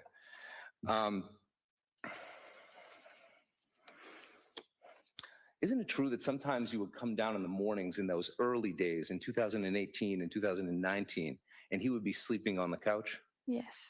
And he would have no idea. He would say he had no idea why he was on the couch. Yes. He couldn't remember what it was, correct? Yes. And this was a period of time when he wasn't drinking. Yeah. And this caused a lot of concern in the family about his memory and the things that were going on, right? 100%. And I'm not saying that your mother was a psychologist or anything, but she had some real concerns and some real ideas as to what was happening with him. And you don't have to get into the contents of that, but to say the least, your father was taking those things seriously too, right? Yes. He was going to counseling. Yes. He was seeing a therapist. And they were in couples counseling too, weren't they? Yes, they were. And I just want to talk for 1 second about 2018 and how it differed from as time went on. Right after the affair, is it fair to say that your mother was extremely upset about the affair, but also extremely upset about these memory issues and the drinking issues, right? Yes. And she seemed genuinely worried and upset and about your father's mental state Yes. and trying to figure out what went on. Yeah. And do you think, but as time went on, away from that, was there a change in the way that they fought? Meaning, I know that the subject matter might have been the same, but was the intensity of the fighting any different? I don't recall. Okay. You do recall, though, however, that they were going to counseling together, they were getting help, right? Yes. And in 2019, in in October of 2019, they went and they renewed their vows, didn't they? Yes, they did. In Hawaii? Yes. And before your dad went to AA, you said he was a daily drinker, correct? Yes. He also, all of his friends that he had at that time, all of his old friends, one of the things that they would often do together was they would drink together, right? Yes. And did your father, well, after your father got sober, is it fair to say that he changed friend groups after that a little bit? Yes, he did. Started hanging around with a lot more people in the sober community? Yes. Started hanging around with a lot of guys from AA? Yes. Started going to sober softball, if you will, and making these new friends. Yeah. And you never got any indication that that was being forced upon him, did you? No. Was it? And around that same time that he got sober, he also stopped working for his friend Mac, the guy you know as Mac, your Yes. godfather, right? Yes. Yeah. Now, Mac's been sort of a member of your family for a long time, right? Yes. But one of the things that they did together was they worked together at the MCC, which was that code enforcement fire alarm business. Yes. And after work, they'd go over to the bar across the street, wouldn't they? Yes, they would. And it wasn't just Mac that he would go over to that bar with, it was all the guys from work. Yes. It was kind of like a group of guys. Yeah. And he stopped working for Mac right around that same time. Yes. Did you get the impression that as to the reason at all as to why he did that? No, I didn't. I didn't know why at first. Okay. Did it ever occur to you that the reason that he didn't want to continue working with Mac was because all those guys would continue to go to the bar after work every day? Yes, it occurred to me after the fact of me learning about everything. Mm-hmm. And that maybe it was sort of a temptation that he couldn't handle, the fact that all the guys would go over, have a beer. Yes.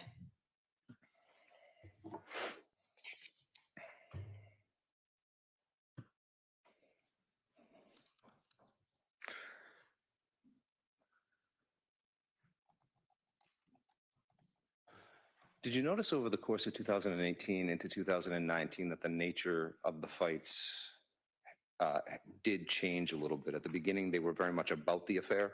Yes. And that over time, they became more about the memory and the drinking issues. Yes. And trying to figure out what was going on there. Yes. And you told that to the police in, the very day, the interview that was just mentioned to you a moment ago, right? Yeah.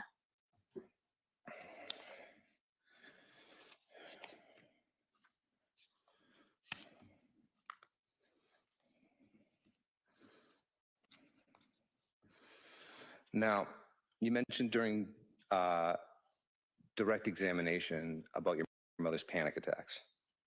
And you said that she would have those. How often would she have them?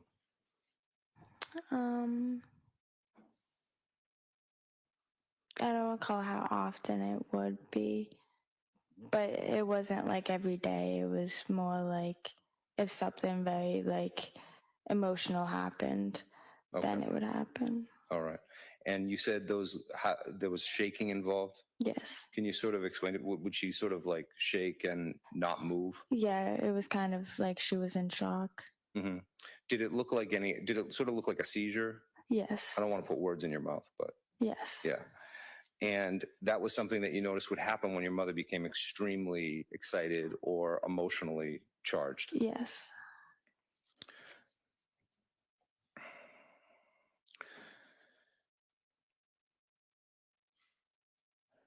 You're aware, are you not, that your father, for a period of time when he was drinking back in 2008, he was also taking Adderall, correct? Yes. And mixing the two? Objection. I'll see at the side of the bench.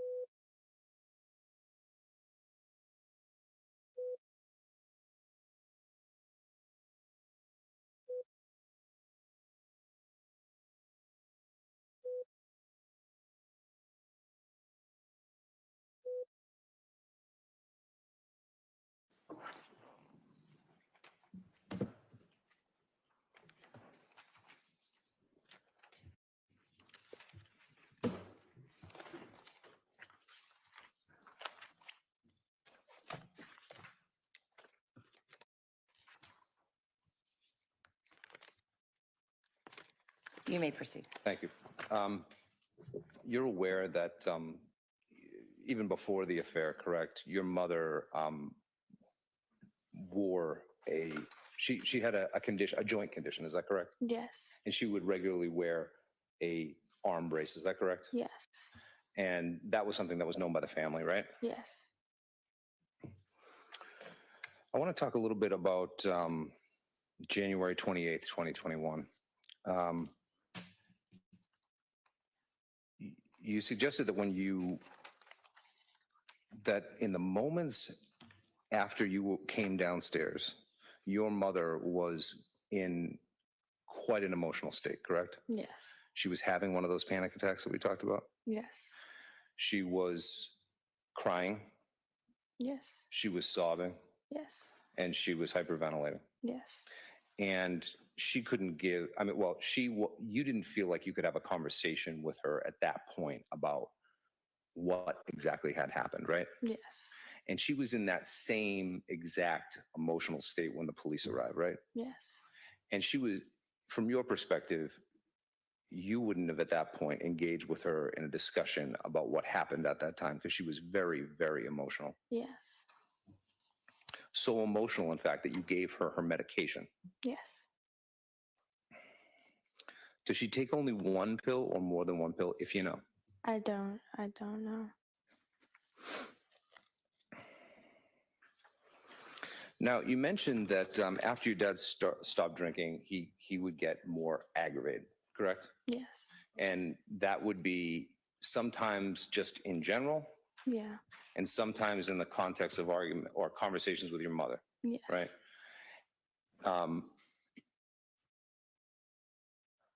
Would his anger become greater when he was being asked questions that he couldn't answer?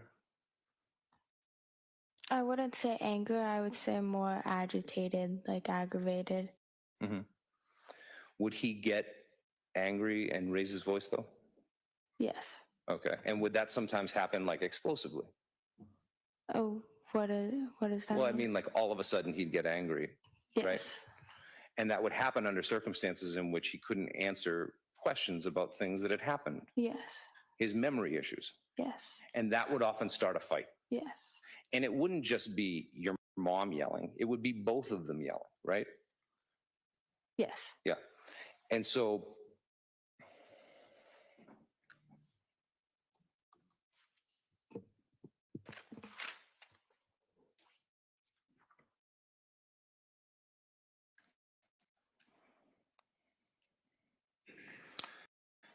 I want to talk about a particular event. Do you remember an event regarding a Netflix icon with an Yes, upside down I do. flag and your father's reaction to that? Yes, I do. Could you explain that situation to the jury? So I came home and you can change the Netflix profile pictures, and I saw an upside down American flag, and I didn't know what that meant. So at the time, my brother was going to join the Air Force, so I thought it would be nice to put an American flag as his Netflix profile. And one night, me and my mom came home we went to a Fenway game, a Red Sox game, and we came home, and my dad immediately started yelling, saying, "Who did that? Who changed it? Do you know what this means?" And I didn't know what it meant. And he was very, very upset and very mad about it and started yelling. And then my mom tried to calm him down from yelling at me about it. But yeah, that triggered him a lot and upset him, but I didn't know what it meant. Mm-hmm. And when he would be triggered, this would be the way that he would react? Yes. He would react by getting loud and angry? Yes. Counsel, it's a little bit after the 1 o'clock hour. Is that a good place to stop? Sure. All right. Jurors, I'm going to send you off for your lunch now, and we'll be back at 2 o'clock. Or I have one other matter that I think I have to handle at 2 o'clock, so it might be 2:05. Court are asked for jurors as placing notebooks on the chair.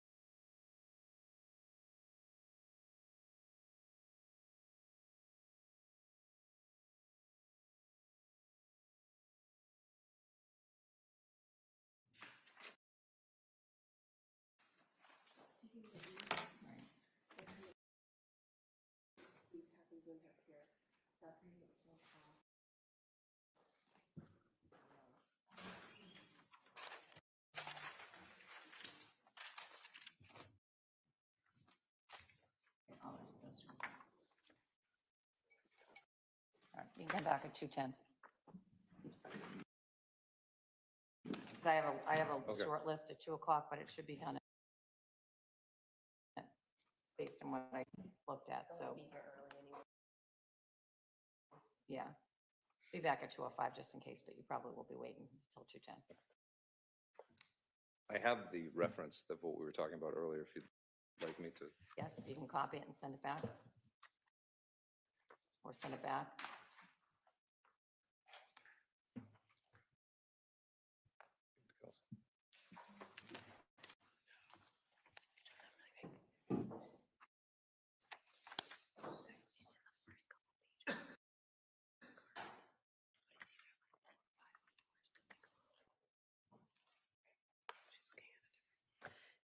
Thank you.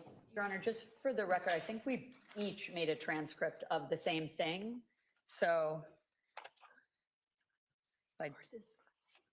So you each have competing transcripts of, anybody that isn't talking can be seated. You can stand too, if you like, but you have competing transcripts of the interview? Yes. Are the competing transcripts